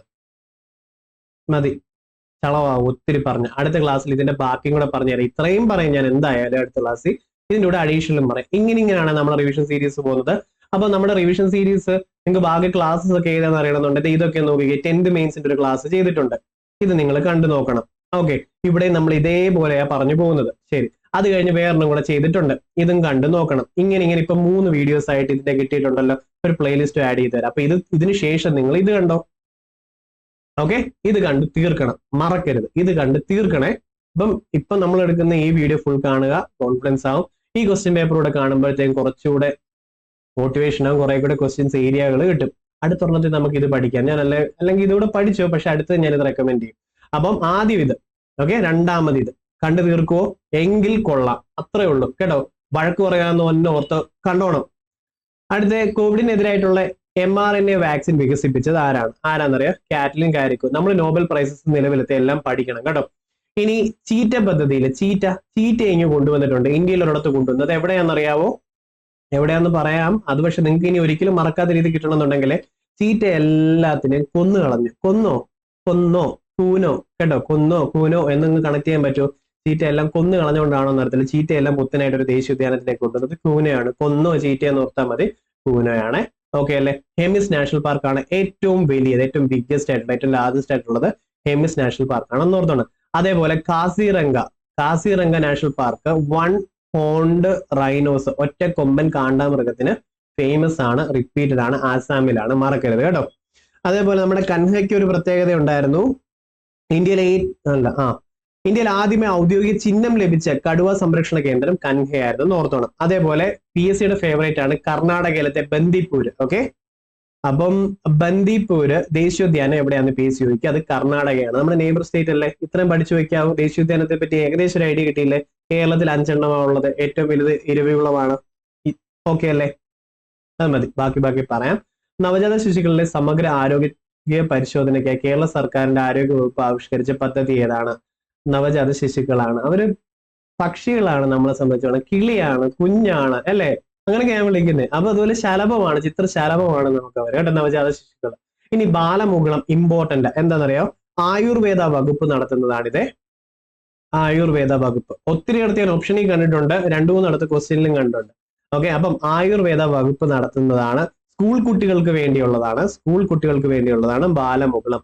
ഹൃദ്യം എന്ന് പറഞ്ഞു കഴിഞ്ഞാല് മാരകമായിട്ടുള്ള ഹാർട്ട് ഡിസീസ് ഉള്ളവർക്ക് വേണ്ടിയുള്ള സ്കീമാണ് ഹൃദ്യം എന്നുള്ളത്. ഓക്കെ, താലോലമാണെങ്കിൽ 18 വയസ്സിൽ താഴെയുള്ള കുട്ടികൾക്ക് വേണ്ടിയുള്ള മാരക രോഗമുള്ളവർക്ക് വേണ്ടിയുള്ള ചികിത്സയ്ക്ക് വേണ്ടിയുള്ള സ്കീമാണ് താലോലം. ഓക്കെ ആണോ? ശരി. ഇനി മണ്ണെണ്ണയുടെ സാന്ദ്രത 810. അപ്പോഴേ എന്നെ സംബന്ധിച്ചോളം ഒരു സാധാരണ ഒരു ആസ്പിരന്റ് എന്നുള്ള രീതിയിൽ എന്നെ സംബന്ധിച്ചോളം ഇത് സ്കിപ്പാ, ഇത് എനിക്ക് പറ്റിയതല്ല, സ്വാഭാവികമായിട്ട് ഞാൻ ഇങ്ങനെ എടുക്കും. പക്ഷെ ഇങ്ങനെ അല്ല എടുക്കുന്നുണ്ടെങ്കിൽ നിങ്ങൾക്ക് നല്ല അറിവുള്ള ആളാണ് ഓൾറെഡി. ഇനി ഞാൻ പറഞ്ഞ രീതിയിൽ എടുക്കുന്നുണ്ടെങ്കിൽ ഇത് സിമ്പിൾ ആണ്. ഒന്ന് പറഞ്ഞ് ആരിലും ഒരാൾ പറഞ്ഞു തന്നാൽ നമുക്ക് കിട്ടാവുന്നേ ഉള്ളേ. അപ്പൊ മണ്ണെണ്ണയുടെ സാന്ദ്രത ഇംഗ്ലീഷ് കേട്ടോ, സാന്ദ്രത 810 തന്നിട്ടുണ്ട്. അപ്പം ആപേക്ഷിക സാന്ദ്രതയാണ് നമുക്ക് വേണ്ടത്, അതായത് റിലേറ്റീവ് ഡെൻസിറ്റിയാണ് വേണ്ടത്. അപ്പൊ റിലേറ്റീവ് ഡെൻസിറ്റി ആണെങ്കിൽ ഏതൊരു സംഭവത്തിന്റെ ഡെൻസിറ്റി ഡിവൈഡ് ബൈ വെള്ളത്തിന്റെ ഡെൻസിറ്റി ആണ് പറയുന്നത്, അത് 1000 ആണ്. അപ്പൊ ഇവിടെ മണ്ണെണ്ണയുടെ തന്നിട്ടുണ്ട് 810. ഏതൊരെണ്ണത്തിന്റെ റിലേറ്റീവ് എടുത്തു കഴിഞ്ഞാൽ അത് വെള്ളവുമായിട്ടാണ് കണക്ട് ചെയ്ത് പോകുന്നത്. വെള്ളത്തിന്റെ വെച്ച് എടുക്കുന്നത്, വെള്ളത്തിൻ്റെത് 1000 ആണ്. അപ്പൊ ഇത് രണ്ടുകൂടെ ഡിവൈഡ് ചെയ്തേ നമുക്ക് നോക്കാം. ഒരു 0 മാറ്റിക്കുത്തി, ഒന്നുകൂടെ മാറ്റിക്കുത്തി, ഒന്നുകൂടെ മാറ്റിക്കുത്തി, ഇങ്ങനെയാണ് ഞാനൊക്കെ ചെയ്യുന്നത്. അപ്പൊ 0.810 വരും. ഓക്കെ ആണോ? ഇത് കിട്ടിയോ? ഇത് അത്രേ ഉള്ളൂ കേട്ടോ. അപ്പൊ 0.810. അപ്പൊ ഇനി ഏതെണ്ണത്തിന്റെ സാന്ദ്രത തന്നു കഴിഞ്ഞാൽ നിങ്ങൾക്ക് ചെയ്യാൻ പറ്റുമല്ലോ, അത്രേ ഉള്ളൂ ഇത് കേട്ടോ. ഇനി അടുത്തത് ആദ്യത്തെ L1. പിന്നെ അതേപോലെ ക്യാപിറ്റൽ ലെറ്റർ ഓപ്ഷനിൽ ഇങ്ങനെ തരുമ്പോ PSC എക്സാം എഴുതാൻ പോകുന്ന ഒരാൾ കാണുമ്പോൾ ഇതും വിയർക്കും, അല്ലെങ്കിൽ സ്കിപ്പ്, അല്ലെങ്കിൽ ടെൻഷൻ ഉള്ള ഒരു ചോദ്യമാണ്. അതാണ് നമ്മുടെ ഫസ്റ്റ് ഇംപ്രഷൻ ഇതിൽ. അതൊരു ബിഗിനർ ലെവലിലേ ഉള്ളൂ കേട്ടോ. കുറച്ച് കഴിയുമ്പോൾ ഇതെല്ലാം എളുപ്പം. ഈ ഓപ്ഷൻസ് എല്ലാം നിങ്ങളുടെ ഫ്രണ്ട്സ് ആക്കി ഞാൻ തരാം. അടുത്ത എക്സാമിന് ഇത് വരുമ്പോൾ നിങ്ങൾക്ക് യൂസ്ഫുൾ ആയിരിക്കും. ഇങ്ങനെ ഓരോന്നോരോന്നായിട്ട് നമ്മൾ തരണം ചെയ്തും പഠിച്ചും പോയി കഴിഞ്ഞാൽ പിന്നെ എന്താ ബുദ്ധിമുട്ട് വരാൻ പോകുന്നത്. ആദിത്യ L1 എന്ന് പറയുന്നത് സൂര്യനെ പറ്റി. ആദിത്യൻ സൂര്യനല്ലേ? ആദിത്യ L1 എന്നുള്ളത് സൂര്യനെ പഠിക്കാൻ വേണ്ടി ഉള്ളതായിരുന്നു എന്നുള്ള ബേസ് ആയിട്ടുള്ള ഒരു സംഭവം. അത് ഓർത്ത് വെച്ചോണേ. PSLV C57. എന്റെ ഒരു കൂട്ടുകാരനുണ്ട്, 5 മണി കഴിയാതെ ഒരിക്കലും വെളി ഇറങ്ങത്തില്ല, കാരണം കറുത്തു പോകുന്ന പറയുന്നത്. അത് അവന്റെ കൺസെപ്റ്റ് അങ്ങനെയാണ്. ഓക്കെ, അപ്പൊ എന്തായാലും ഒരു കുറ്റവും പറയാൻ പറ്റിയവനെ സന്തോഷമായി. അപ്പൊ 5 മണി കഴിയുമ്പോഴേ ഇറങ്ങത്തുള്ളൂ. അപ്പൊ 5 to 7 ഒക്കെയാണ് ആവശ്യം ലൈവ് ആയിട്ടുള്ളതെന്ന് ഓർത്ത്. എന്ന് വെച്ചാൽ ആദിത്യനുണ്ട്, പുറത്ത് സൂര്യനുണ്ട്. അപ്പം PSLV C57 ഇമ്പോർട്ടന്റ് ആണ്. PSLV C57 5 മണി കഴിയുമ്പോൾ ആദിത്യനില്ല, അതുകൊണ്ടാണ് 5 to 7. അപ്പൊ 57 ഇത് നിങ്ങൾ ഓർത്ത് വയ്ക്കും. ഇനി LVM എന്താണെന്നറിയാവോ? ഇത് LVM എന്ന് പറയുന്നത് റോക്കറ്റ് ആണ് അല്ലെ? സാറ്റലൈറ്റ്സിനെ ഔട്ടർ സ്പേസിലേക്ക് കൊണ്ടുപോകാൻ വേണ്ടിയുള്ളതാണ് LVM എന്ന് പറയുന്നത് ആണ്. ലോഞ്ച് വെഹിക്കിൾ മാർക്ക് എന്നുള്ളതാണ്. ലോഞ്ച് വെഹിക്കിൾ മാർക്ക് 3 എന്നുള്ളതാണ്. അപ്പൊ സാറ്റലൈറ്റ്സിനെ പുറത്തെത്തിക്കാൻ വേണ്ടിയുള്ളതാണ്. അതൊക്കെയാണോ? ഓക്കെ. ഇനി ഈ LVM-നെ മോഡിഫൈ ചെയ്ത് മനുഷ്യനെ കൊണ്ടുപോകണം സ്പേസിൽ. ഹ്യൂമനെ സ്പേസിൽ കൊണ്ടുപോകണം. ഹ്യൂമനെ സ്പേസിൽ കൊണ്ടുപോകുന്ന ഇന്ത്യയുടെ പ്രൊജക്ട് ഏതായിരുന്നു? ഗഗൻയാൻ അല്ലെ? അപ്പൊ അത് ഓർത്തോണ്, ഗഗൻയാൻ. ഗഗൻയാന്റെ അകത്ത് ഈ LVM-നെ, LVM എന്ന് പറഞ്ഞ ലോഞ്ച് വെഹിക്കിൾ മാർക്ക് 3, ഇതിനെ മോഡിഫൈ ചെയ്തിട്ടുള്ള HRLV ആക്കി മാറ്റി ഗഗൻയാൻ മിഷന് വേണ്ടി. ഹ്യൂമൻ റേറ്റഡ് ലോഞ്ച് വെഹിക്കിൾ, ഇതാണ് HRLV. ഈ LVM-നെ മോഡിഫൈ ചെയ്തിട്ടുള്ള ഹ്യൂമൻ റേറ്റഡ് ലോഞ്ച് വെഹിക്കിൾ. ഇത് എന്തിനാ മെയിൻ ആയിട്ട് ഉദ്ദേശിക്കുന്നത്? നമ്മുടെ മനുഷ്യന്മാരെ ഔട്ടർ സ്പേസിലേക്ക്, ഇന്ത്യക്കാരെ എത്തിക്കാൻ വേണ്ടിയുള്ള ഗഗൻയാൻ പ്രൊജക്ടിന്റെ ഭാഗമായിട്ടുള്ള റോക്കറ്റ് ആണ് HRLV. അപ്പൊ ഇതിനി വരത്തില്ലേ? ഇമ്പോർട്ടന്റ് ആണോ? ഓർക്കുവോ? ശരി. അപ്പൊ ഈ സാറ്റലൈറ്റ്സ് ഒക്കെ പറഞ്ഞിരിക്കെ ഇവിടുന്ന് തന്നെ പ്രധാനപ്പെട്ട വേറെണ്ണം പറയട്ടെ. ചന്ദ്രയാൻ 3 ദൗത്യത്തിന്റെ ലൂണാർ റോവറിന്റെ പേരെന്താണ്? റോവർ എന്ന് പറഞ്ഞു കഴിഞ്ഞാൽ ഒരു വണ്ടിയാണ് സംഭവം. ഇത്രേ ഉള്ളൂ. ഇങ്ങനെ ഒരു സംഭവമൊക്കെ വെച്ച് ക്യാമറ ഒക്കെ ഉണ്ട്. അത് ഇങ്ങനായിട്ട് ഇങ്ങനെ നടന്നിട്ട് ഫുൾ വീഡിയോസ് ഒക്കെ എടുത്ത് ഇങ്ങനെ സോളാർ പാനലൊക്കെ ഉണ്ട്, ഇങ്ങനെ കറങ്ങി നടക്കുന്നതാണ് റോവർ. ആ റോവറിന് അതുവഴിയൊക്കെ കറങ്ങി നടക്കാൻ വേണ്ടി വലിയ പ്രയാസമാണ് എന്ന് ഓർത്തോണം. കാരണം കല്ലും മണ്ണും നമ്മളെ റബ്ബറൈസ്ഡ് അല്ലല്ലോ ചന്ദ്രനില്, അല്ല. അപ്പൊ റോവറിന് ഭയങ്കര പ്രയാസമാണ്. അത് പ്രഗ്യാനാണ് റോവർ. എന്നാൽ ചന്ദ്രയാൻ 3യുടെ ലാൻഡറിന്റെ പേരെന്താ? ലാൻഡർ എന്ന് പറയുമ്പോൾ ഞാൻ മനസ്സിലാക്കുന്ന ഒറ്റ ഒരു കാര്യമുള്ളൂ. എന്റെ മനസ്സിലെ ഹീറോ ആയിട്ടുള്ള വിക്രമാ വന്ന് ലാൻഡ് ചെയ്യുന്നത്, എല്ലാവരും രക്ഷിക്കാൻ വേണ്ടി. വിക്രം എല്ലാവരും രക്ഷിക്കാൻ എന്ന് പറയുമ്പോൾ വിജയ് എന്നൊരു ഫീൽ വന്ന് കാണുമല്ലോ, എനിക്കും വന്നു. പക്ഷെ ഇവിടെ പഠിക്കാൻ വേണ്ടി ഞാൻ ആരെ എടുത്തിട്ടെന്ന് അറിയാം? ഹീറോ ആയിട്ടുള്ള വിക്രം വന്ന് ലാൻഡ് ചെയ്തെന്ന് പറയും. ചന്ദ്രയാൻ 3യുടെ ലാൻഡറിന്റെ പേരാണ് വിക്രം. വിക്രമാണ് ലാൻഡ് ചെയ്യുന്നത്. ഹീറോ വന്ന് ലാൻഡ് ചെയ്ത് അപ്പോഴേ നമുക്ക് സമാധാനം അല്ലെ? ഓക്കെ. ഗഗൻയാൻ പ്രൊജക്ടിന് HRLV ഉപയോഗിക്കും. ഇനി നമ്മൾ പറയുമ്പോൾ ഇച്ചിരി അഡ്വാൻസ്ഡ് HRLV ഉപയോഗിക്കും. ഹ്യൂമൻ റേറ്റഡ് ലോഞ്ച് വെഹിക്കിൾ ആണ് ഉപയോഗിക്കുന്നത് അല്ലെ? ഈ ഗഗൻയാൻ പദ്ധതിയുടെ ഒരു കാര്യം കൂടി നിങ്ങളൊന്ന് പഠിച്ചു വെക്കാവോ? പ്രൊജക്ട് ഡയറക്ടറാണ് R ഹട്ടൻ. R ഹട്ടൻ ആണ് ഈ പ്രൊജക്ട് ഡയറക്ടർ. ഇത് ഓർത്ത് വെക്കണേ, മറക്കത്തില്ലല്ലോ. മാൻഡ് സ്പേസ് മിഷൻ ആണ് ഈ ഗഗൻയാൻ ഉള്ളത്. ഇനി നമുക്ക് ഇവിടെ പറയേണ്ടത് നമ്മുടെ ഈ ചന്ദ്രയാൻ 3യുടെ ചോദ്യം പറയട്ടെ. 2023 ജൂലൈ 14 ലോഞ്ച് ചെയ്തു. 2023 ഓഗസ്റ്റ് 23, 2023 ഓഗസ്റ്റ് 23 സോഫ്റ്റ് ലാൻഡും ചെയ്തു. ഇതൊന്ന് ബൈ ഹാർട്ട് ചെയ്യാവോ? ഇവിടെ വെച്ച് തന്നെ ചന്ദ്രയാൻ 3 ചോദിച്ചിരിക്കും ഇമ്പോർട്ടന്റ്. ചന്ദ്രയാൻ 3 വിക്രം ലാൻഡർ ഇറങ്ങിയത് എവിടെയാണെന്ന് ചോദിക്കും. അത് ശിവശക്തി പോയിന്റ് ആണ്, ഇമ്പോർട്ടന്റ് ആണ് കേട്ടോ. പിന്നെ ഈ ലാൻഡറിന്റെ റോവറിന്റെ മിഷൻ ലൈഫ് എന്ന് പറഞ്ഞാൽ 14 ഭൗമദിനങ്ങളാണ്, അല്ലെങ്കിൽ ഒരു ലൂണാർ ദിനമാണ്. ബാക്ക് അടിച്ച് കേൾക്കണേ. അടുത്ത ഏതാണ് കേവല പൂജ്യം ഊഷ്മാവ്? ഇത് പറഞ്ഞപ്പോഴാണ് ഞാൻ പിന്നെ ഓർക്കുന്നത് ആ വീഡിയോയുടെ. ഈ വീഡിയോസ് ഒന്ന് പോയി കാണാവോ? അവിടെയും ഇത് പറഞ്ഞിട്ടുണ്ട്. ഇതൊന്ന് കാണേ, അതിൻ്റെ അകത്ത് ഇത് പറഞ്ഞിട്ടുണ്ട്. അത് പഠിച്ചിട്ട് ഇതൊന്ന് കാണുമ്പോൾ മനസ്സിലാവും ഇത്രയോ ആണല്ലോ PSC, അല്ലെങ്കിൽ ഇവിടെ നിന്നാണോ ക്വസ്റ്റ്യൻ വരുന്നത് എന്നുള്ള ഒരു കാര്യം നിങ്ങൾക്ക് വൃത്തിക്ക് മനസ്സിലാവും. അവിടെ ഞാൻ ഇത് പറഞ്ഞിട്ട് വന്നിട്ടുണ്ട്. അപ്പൊ അത് പഠിച്ചിട്ട് ഒരാൾക്ക് ഈ ക്വസ്റ്റ്യൻ വന്നിരുന്നെങ്കിൽ കിട്ടും. അപ്പൊ നമ്മളൊരു 10 ക്വസ്റ്റ്യൻ പേപ്പർ ചെയ്താൽ എന്തോരം ദൂരെ എത്തും. അപ്പോൾ ഹോപ്പ്ലെസ് ആവേണ്ട ഒരാവശ്യമില്ല കേട്ടോ. പഠിച്ചാൽ മതി, പറ്റും. പഠിച്ചാൽ മതി എന്ന് പറഞ്ഞാൽ ഈടുന്ന എഫേർട്ടുകൾ ഇങ്ങനെയൊക്കെയാണ്. കേവല പൂജ്യം ഊഷ്മാവ് ലൈവ് ക്ലാസ് എടുത്താലോ നമുക്ക് ഇങ്ങനെ? ഇഷ്ടമാണെങ്കിൽ അതും പറയണേ. ഓക്കെ. അപ്പം കേവല പൂജ്യം എന്ന് പറയുമ്പോൾ എന്താ പറയാ? Absolute zero. അപ്പൊ നമ്മൾ ഓർക്കും 0 ഡിഗ്രി സെൽഷ്യസ് അല്ലേ? അല്ല, കേവല പൂജ്യം എന്ന് പറയുമ്പോൾ, അല്ലെങ്കിൽ ആബ്സല്യൂട്ട് സീറോ എന്ന് പറയുമ്പോൾ 0 കെൽവിനെയാണ് പറയുന്നത്. 0 കെൽവിൻ എന്ന് പറഞ്ഞാൽ എത്ര അറിയാം? -273 ഡിഗ്രി സെൽഷ്യസ് ആണ്. ഓക്കെ അല്ലേ? ശരി. ഇനി എന്നാൽ ബോയിലിംഗ് പോയിന്റ് ഇല്ലേ നമ്മുടെ 100 ഡിഗ്രി സെൽഷ്യസ് ആണെങ്കിൽ അത് എത്ര കെൽവിൻ ആണെന്ന് PSC ചോദിക്കും. അത് എത്രയാ? 373 കെൽവിൻ ആണ്. ഇപ്പൊ ഒരു ഐഡിയ കിട്ടിയോ? ഇനി 0 ഡിഗ്രി സെൽഷ്യസ് എന്ന് പറയുവാണെങ്കിൽ എത്ര? 273 കെൽവിൻ. ഇതങ്ങോട്ട് ബൈ ഹാർട്ട് ചെയ്യാവോ? ഒരു സംഭവം കിട്ടിയോ? 0 ഡിഗ്രി സെൽഷ്യസ് എന്ന് പറഞ്ഞാൽ നോർമലി 273 കെൽവിൻ ആണ്. ഇനി അത് 100 ഡിഗ്രി ആയ ഒരു 100 കൂടെ കൂടുന്നുള്ളൂ, 373 ആണ്. ഇനി 0 കെൽവിൻ ആയാലോ? അത്ര അങ്ങ് മൈനസ് ചെയ്താൽ പോരെ, -273 ഡിഗ്രി സെൽഷ്യസ്. ഒരു ഐഡിയ കിട്ടിയോ? സ്കെയിൽ കൺവേർഷൻ സ്ഥിരം ചോദിക്കാറുള്ളതാ. അതിൽ ഇതാണ് മെയിൻ ആയിട്ടുള്ളത്. അതേപോലെ വെള്ളത്തിന്റെ ഡെൻസിറ്റി മാക്സിമം ഉള്ളത് 4 ഡിഗ്രി സെൽഷ്യസ്. ഇത്രയൊന്ന് പഠിച്ചു വെക്കാവോ? അടുത്ത ക്വസ്റ്റ്യൻ പേപ്പർ വരുമ്പോൾ കുറച്ചുകൂടെ എളുപ്പം. അടുത്ത എസ് ബ്ലോക്ക് P ബ്ലോക്ക് എന്നെ സംബന്ധിച്ചുള്ള സ്കിപ്പ് ആട്ടോ.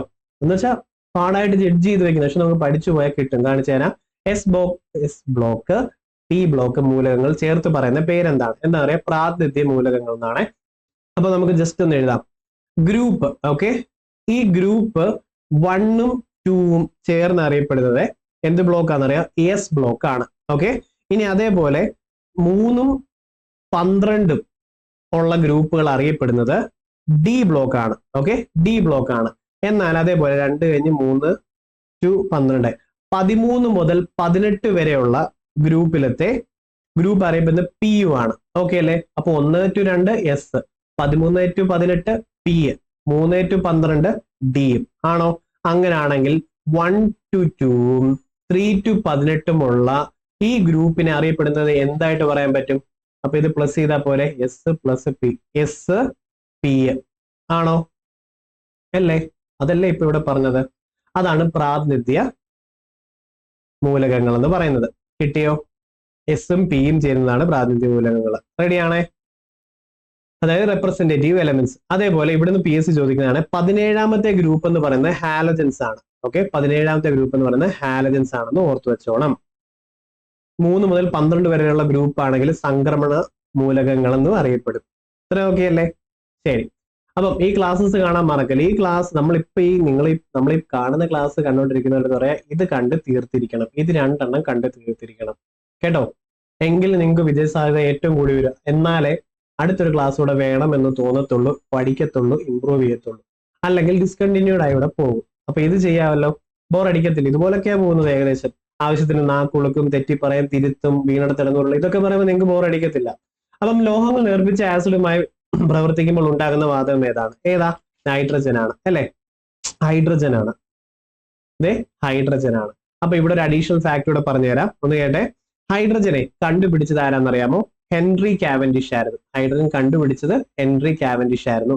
എന്നാൽ ഹൈഡ്രജൻ എന്നുള്ള പേര് കൊടുത്തത് ആരാന്നറിയോ? ലാവോസിയർ ആണ്. ഓക്കെ, ലാവോസിയർ ആണ്. ഇത് PSC എത്ര തവണ ചോദിച്ചിട്ടുണ്ടെന്ന് അറിയാം. അപ്പൊ എല്ലാവർക്കും പെട്ടെന്ന് തെറ്റിപ്പോകും. കാരണം ഓപ്ഷൻ എയിൽ ഹെൻറി കാവൻഡിഷിനെ തരും. ഹൈഡ്രജൻ കണ്ടുപിടിച്ച ആളാണ് ഹെൻറി കാവൻഡിഷ്, പേര് കൊടുത്ത ആളാണ് ലാവോസിയർ. ഇത്രയും കിട്ടിയോ? എല്ലാ ആസിഡിലും പൊതുവായിട്ടുള്ള ഘടകം ഈ ഹൈഡ്രജൻ ആണ്. അത് ഓർത്തു വെക്കാൻ പറ്റുമോ? ഇല്ലേ? പ്രപഞ്ചത്തിൽ ഏറ്റവും കൂടുതലുള്ള മൂലകം ചോദിച്ചാൽ ഹൈഡ്രജൻ ആണ്. ഇനി നമ്മുടെ ഭൂമിയിൽ ഏറ്റവും കൂടുതലുള്ള മൂലകം ചോദിച്ചു കഴിഞ്ഞാൽ ഓക്സിജൻ ആണ്. ആൻഡ് അറ്റ്മോസ്ഫിയറിൽ എത്ര ശതമാനമുണ്ട്? 21% നമ്മുടെ ഓക്സിജൻ എർത്തിലുള്ളത്. ഓക്സിജൻ എർത്തിലുള്ള 21%. ഇത്രയൊക്കെ അല്ലേ? പിന്നെ ആദ്യമായി കണ്ടെത്തിയ ഹാലജൻ ആണ് ഈ ക്ലോറിൻ. ആദ്യമായി കണ്ടെത്തിയ ഹാലോജൻ ആണ് ഈ ക്ലോറിൻ. ഹാലജൻ എന്ന് പറഞ്ഞപ്പോൾ ഇതിൽ തൊട്ട് മുന്നേ നമ്മൾ എന്തോ ഹാലജൻ പറഞ്ഞായിരുന്നല്ലോ, ഗ്രൂപ്പ് 17. അപ്പൊ നമ്മൾ അതും കൊണ്ട് അങ്ങ് പോകണം. അപ്പം ഹാലജൻ ക്ലോറിൻ ഗ്രൂപ്പ് 17 അവിടെ കഴിഞ്ഞ് സെറ്റിലായ. നൈട്രജൻ കണ്ടോ, നൈട്രജന്റെ 78% അറ്റ്മോസ്ഫിയറിലുള്ളത് നൈട്രജനുമാണ്. ഓക്കെ ആണോ? അന്തരീക്ഷത്തിൽ ഏറ്റവും കൂടുതലുള്ള നൈട്രജൻ, പ്രപഞ്ചത്തിൽ ഏറ്റവും കൂടുതലുള്ളത് ഹൈഡ്രജൻ, ഭൂമിയിൽ ഏറ്റവും കൂടുതലുള്ളത് ഓക്സിജനും അല്ലെ, ക്ലോറിനാണ് ഹാലജനുമാണ്. ഇത്രയും കിട്ടിയോ? ഇനി പുതുതായി കണ്ടുപിടിച്ച കാർബണിന്റെ രൂപാന്തരം ഏതാണ്? ഗ്രാഫൈറ്റ്, ഡയമണ്ട്, കോക്ക് നമുക്കറിയാം. കാർബൺ നാനോ ബഡുകളാണ്. കാർബൺ നാനോ ബഡ് ഭയങ്കര ഹൈ ഇലക്ട്രിക്കൽ കണ്ടക്ടിവിറ്റി ഉണ്ട്, തെർമൽ കണ്ടക്ടിവിറ്റി ഉണ്ട് ഈ കാർബൺ നാനോ ബഡിനൊക്കെ കേട്ടോ. ഇനി കാർബണിന്റെ ഏറ്റവും മൃദുവായിട്ടുള്ള ക്രിസ്റ്റലൈൻ രൂപം ചോദിച്ചാൽ ഗ്രാഫൈറ്റ്, ഏറ്റവും ഹാർഡ് ആയിട്ടുള്ള ചോദിച്ചു കഴിഞ്ഞാൽ ഡയമണ്ട്. ഇതൊക്കെ റിപ്പീറ്റഡ് ചോദ്യം. ഇനി കാർബണിന്റെ രൂപാന്തരം സംഭവിക്കുന്നതിന്റെ പ്രോസസ്സിന്റെ പേര് കാറ്റിനേഷൻ എന്നാണ് കേട്ടോ. കാർബൺ രൂപാന്തരം നടക്കുന്നത് ഗ്രാഫൈറ്റ് ആവുന്നു, ഡയമണ്ട് ആവുന്നു, കാർബൺ നാനോ ബഡുകളാവുന്നു, ഇതിനൊക്കെ പറയുന്ന ആ പ്രോസസ് ചേഞ്ചിങ്ങിന് പറയുന്ന കാറ്റിനേഷൻ എന്നാണ് പറയുന്നത്. ഓക്കെ. ഇനി അമോർഫസ് കാർബണിന്റെ ഒരു എക്സാമ്പിൾ ആണ് ഈ കോക്ക് എന്നുള്ളത്. അമോർഫസ് കാർബൺ എന്ന് പറഞ്ഞാൽ എന്താ പറയാ, പരലാകൃതി, ക്രിസ്റ്റൽ ഷേപ്പ്. ഓക്കെ, പരലാകൃതി ഇല്ലാത്ത കാർബൺ ആണ്. പരലാകൃതി, ക്രിസ്റ്റൽ ഷേപ്പ് ഇല്ലാത്ത കാർബൺ. ക്രിസ്റ്റൽ ഷേപ്പ് ഉള്ളത് ഏതാ? ഡയമണ്ട്, ഗ്രാഫൈറ്റ്, ഇതൊക്കെ ഇല്ലേ. എന്നാൽ പരലാകൃതി ഇല്ലാത്ത, ഡയമണ്ട് ആകൃതി ഇല്ലാത്തതാണ് അമോർഫസ്. അമോർഫസിന്റെ എക്സാമ്പിൾ ആണ് കോക്ക്. മനസ്സിലായോ? ഇനി ലൂബ്രിക്കന്റ് ആയിട്ടൊക്കെ ഉപയോഗിക്കുന്ന കാർബണിന്റെ ഫോം ഏതാ ഒരെണ്ണം പറയാമോ? ഗ്രാഫൈറ്റ് ആണ്. അപ്പം ഖരാവസ്ഥയിലത്തെ ലൂബ്രിക്കന്റ് ആയിട്ട് ഉപയോഗിക്കുന്ന കാർബൺ രൂപാന്തരമാണ് ഗ്രാഫൈറ്റ്. അത് ഓർത്തു വെച്ചോണം.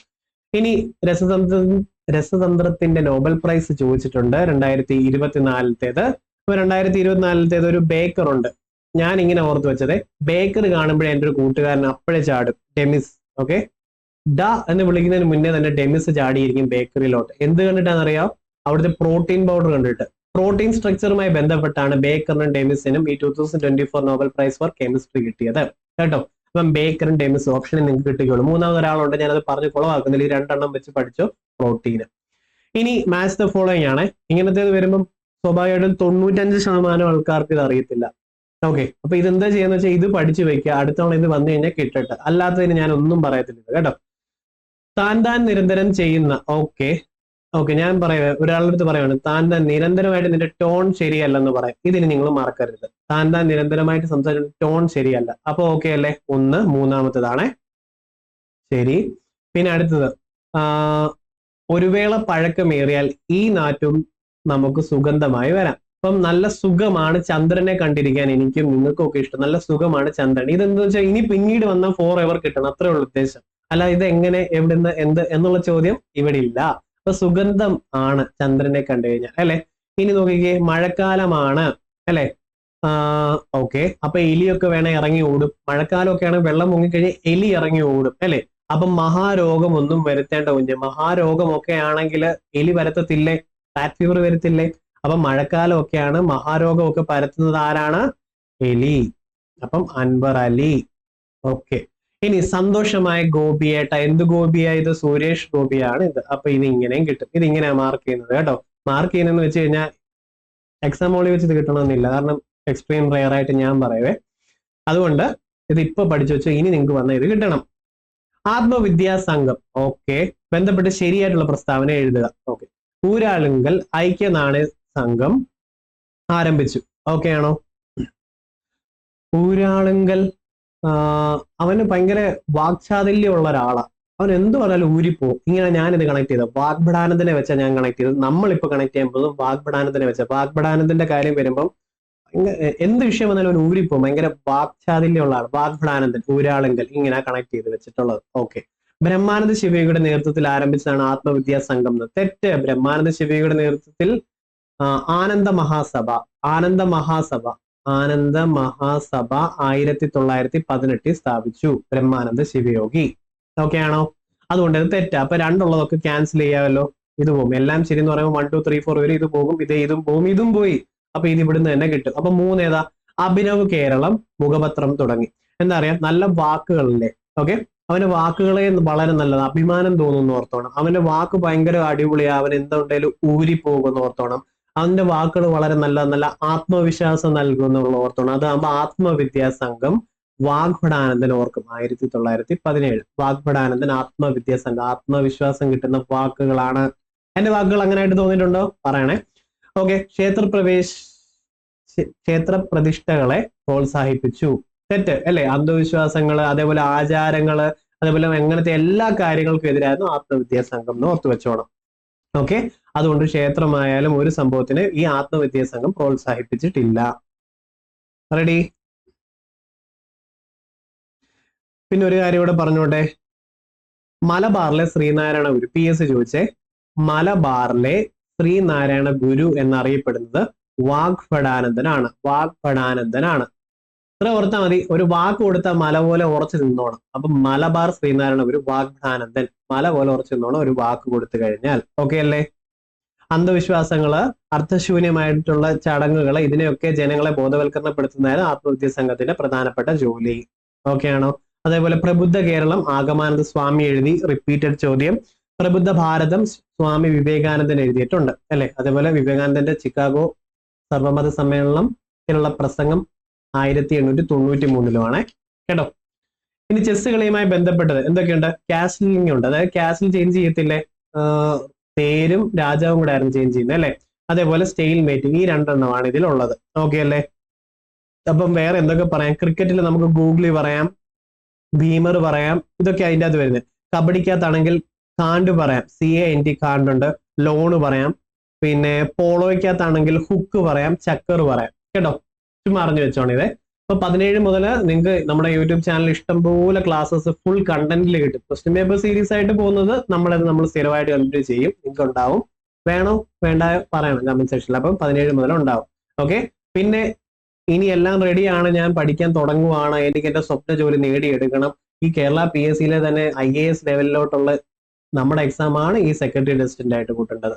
ഇതിലേക്ക് വരാനുള്ള ഒരു കിടിലം ബാച്ച് ആണ് ഇത്. 1749 രൂപയ്ക്ക് ഇപ്പൊ കിട്ടും. ഏറ്റവും ലോവസ്റ്റ് പ്രൈസ് കേട്ടോ. അപ്പം സമ്പാദ്യം അനുവദിക്കുന്നുണ്ടെങ്കിൽ തീർച്ചയായിട്ടും പർച്ചേസ് ചെയ്യണേ. പർച്ചേസ് ലൈവിൽ അങ്ങ് വരിക. ഈ റെഫറൽ കോഡ് ഉപയോഗിക്കാൻ ഭയങ്കര ഐശ്വര്യമുള്ള റെഫറൽ കോഡ്, ധൈര്യമായിട്ട് ഉപയോഗിച്ചു. ഓക്കെ. അതേപോലെ 10th മെയിൻസ് ബാച്ചിന്റേതും പ്രൈസ് ഇപ്പൊ 949 രൂപ. ഓരോ സെഷനിൽ ലൈവ് ആണ്. ഓക്കെ. ലൈവ് കഴിഞ്ഞാൽ റെക്കോർഡ് ആയിട്ട് നിങ്ങൾക്ക് കാണാം. ഇപ്പൊ നിങ്ങളിപ്പോ ജോലിക്ക് പോകുന്നവരാണ്, അല്ലെങ്കിൽ രാവിലെ തൊട്ട് വൈകിട്ട് വരെ എന്തെങ്കിലും കാര്യങ്ങൾ തിരക്കാണ്, പക്ഷെ ബാക്കി പഠിക്കണമെന്നുണ്ടെങ്കിൽ റെക്കോർഡ് സെഷൻസ് അവിടെ കിട്ടും. PDFകൾ അവിടെ ഉണ്ടാവും. ടെസ്റ്റ് സീരീസുകൾ ഇമ്പോർട്ടന്റ് ആണ്. ഓരോന്നിന്റെ ഇതേപോലെയുള്ള ടെസ്റ്റ് സീരീസ് ഓരോന്ന് നടക്കും. ഇതൊക്കെ യൂസ് ചെയ്ത് കഴിഞ്ഞാൽ റാങ്കിലേക്ക് എത്താൻ പറ്റും. GK ആണ് വേണ്ടെന്നുണ്ടെങ്കിൽ 999 ആണ്. അതേപോലെ കറണ്ട് അഫയേഴ്സ് ആണെന്നുണ്ടെങ്കിൽ 399 കിട്ടും. മലയാളമാണെങ്കിൽ 499 കിട്ടും. ഓക്കെ. അതേപോലെ നമ്മുടെ സ്കോളർഷിപ്പ് എക്സാം വരുന്നുണ്ട്. റെഡി ആയിക്കോ. 100% സ്കോളർഷിപ്പ് ആണ് ഇവിടെ വൈഷ്ണവിന് കിട്ടിയത്. അടുത്ത നിങ്ങൾ ആവണം. ഓക്കെ. അപ്പൊ നമുക്ക് നോക്കാം. കാളി ദാരിക യുദ്ധം. അയ്യോ, അതെന്ത് പറയാം, മുടിയേറ്റാണ്. മുടിയൊക്കെ ഇങ്ങനെ സിനിമയിലൊക്കെ കാണിക്കുമ്പോഴേ അറിയാം ഭദ്രകാളി വരുന്ന പോലെ നോർത്താൽ മതി. അത് മുടിയേറ്റാണ്. ഇനി കാലക്രമം അനുസരിച്ച് എഴുതുക. നോക്കാം. എന്താണെന്നറിയോ? രാജ്യസമാചാരമാണ് ആദ്യം. രാജ്യം പച്ച പിടിക്കണമെന്ന് ഓർത്താൽ മതി. രാജ്യസമാചാരം പശ്ചിമോദയം. ഓക്കെ. രാജ്യസമാചാരം പശ്ചിമോദയം അങ്ങനെ ഓർത്തോണേ. ഇത് രണ്ടെണ്ണവും നമ്മൾ കഴിഞ്ഞ ക്ലാസ്സിലും പറഞ്ഞത് 1847, ഇത് 1847.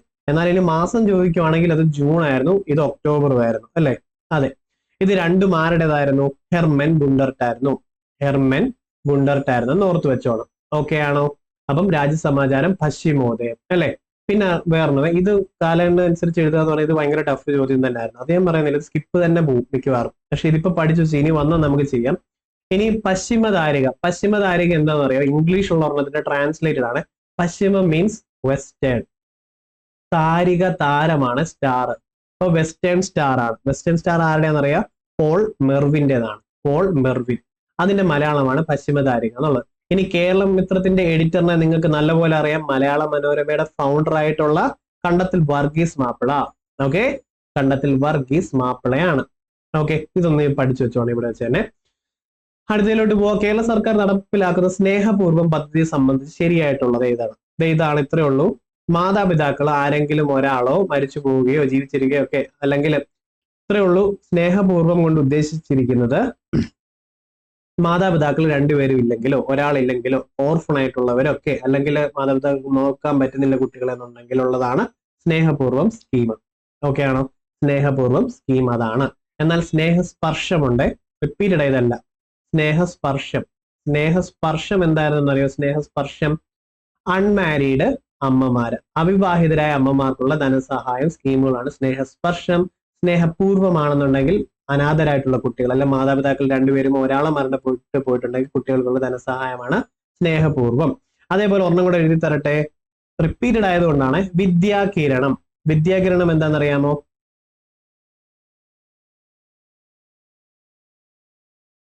ഡിഫറെന്റ്ലി ഏബിൾഡ് പേഴ്സൺസ് ഉണ്ടല്ലോ, ഡിഫറെന്റ്ലി ഏബിൾഡ് ആയിട്ടുള്ള പേരൻസ്. ഓക്കെ, അപ്പം ഡിസേബിൾഡ് ആയിട്ടുള്ള പേരൻസിന്റെ കുട്ടികൾക്ക് കിട്ടുന്നതാണ് വിദ്യാകിരണം എന്നുള്ള സ്കീം. എന്നാൽ അതേപോലെ വിദ്യാജ്യോതി എന്താണെന്ന് അറിയാം? വിദ്യാജ്യോതി എന്ന് പറഞ്ഞു കഴിഞ്ഞാൽ ഡിസേബിൾഡ് ആയിട്ടുള്ള, ഡിഫറെന്റ്ലി ഏബിൾഡ് ആയിട്ടുള്ള കുട്ടികൾക്ക് കിട്ടുന്ന സ്കീമാണ് വിദ്യാജ്യോതി. ഇപ്പൊ വിദ്യാകിരണം ഡിസേബിൾഡ് ആയിട്ടുള്ള പേരൻസ് ഉള്ള കുട്ടികൾക്ക്, വിദ്യാജ്യോതി ആണെങ്കിൽ കുട്ടികൾക്ക്. ഇത് ഓർത്തു വെക്കോ. നമ്മൾ ആ കാണിച്ച വീഡിയോയില് പഠിക്കണം എന്ന് പറഞ്ഞാൽ അതിന്റെ അകത്ത് ഇത് പറയുന്നുണ്ട്. അടുത്തത് ഇത് മാച്ച് ദി ഫോളോയിങ് ആണ്. ഇതും ഭയങ്കര ടഫ് ആയിട്ട് തന്നെ ഞാൻ പറയത്തുള്ളേ, ടഫ് ആണ്. എനിവേ ഇതൊന്ന് ഞാൻ മാർക്ക് ചെയ്ത് തരാം. ദേ ഒരെണ്ണം മാത്രം ഞാൻ പെട്ടെന്ന് കണക്ട് ചെയ്ത് തരാം. കേരള ജ്യോതി ഒരു സിനിമയ്ക്കകത്തുണ്ടല്ലോ, ഒരു മലയുടെ മണ്ടയ്ക്ക് പോയി നിന്നിട്ട് ജ്യോതിയും വന്നില്ല ഒന്നും വന്നില്ല എന്ന് പറയത്തില്ല, ആ കുരങ്ങ ചിക്കൻ, അത് ഇപ്പൊ കിട്ടി കാണുമല്ലോ അല്ലെ. ജ്യോതിയും വന്നില്ല, അവിടെ MT ആയിരുന്നു അങ്ങ് ഓർത്താൽ മതി. MT വാസുദേവൻ നായർ. ഇതങ്ങ് ഓർത്ത് വെച്ചോണം, കേരള ജ്യോതി MT വാസുദേവൻ നായർ. ബാക്കി നിങ്ങൾ മാച്ച് ചെയ്ത് പഠിക്കണം. ഓക്കെ. അടുത്തത് ഗൂഗിളിന്റെ പുതിയ AI സംവിധാനത്തിന്റെ പേരെന്താണെന്നറിയുമോ? ജെമിനി. ഗൂഗിൾ ജെമിനി ആണ് അല്ലെ. കോപ്പൈലറ്റ് ആരുടെയാ? മൈക്രോസോഫ്റ്റിന്റെ AI ആണ് ഈ കോപ്പൈലറ്റ്. ചാറ്റ് GPT ആണെങ്കിൽ ഓപ്പൺ AI എന്നുള്ള കമ്പനിയുടേതാണ്. മെറ്റ AI മെറ്റ കമ്പനിയുടേതുമാണ്. ഇത്ര ഓർത്ത് വെക്കുവോ? സിമ്പിൾ അല്ലേ ഇത്?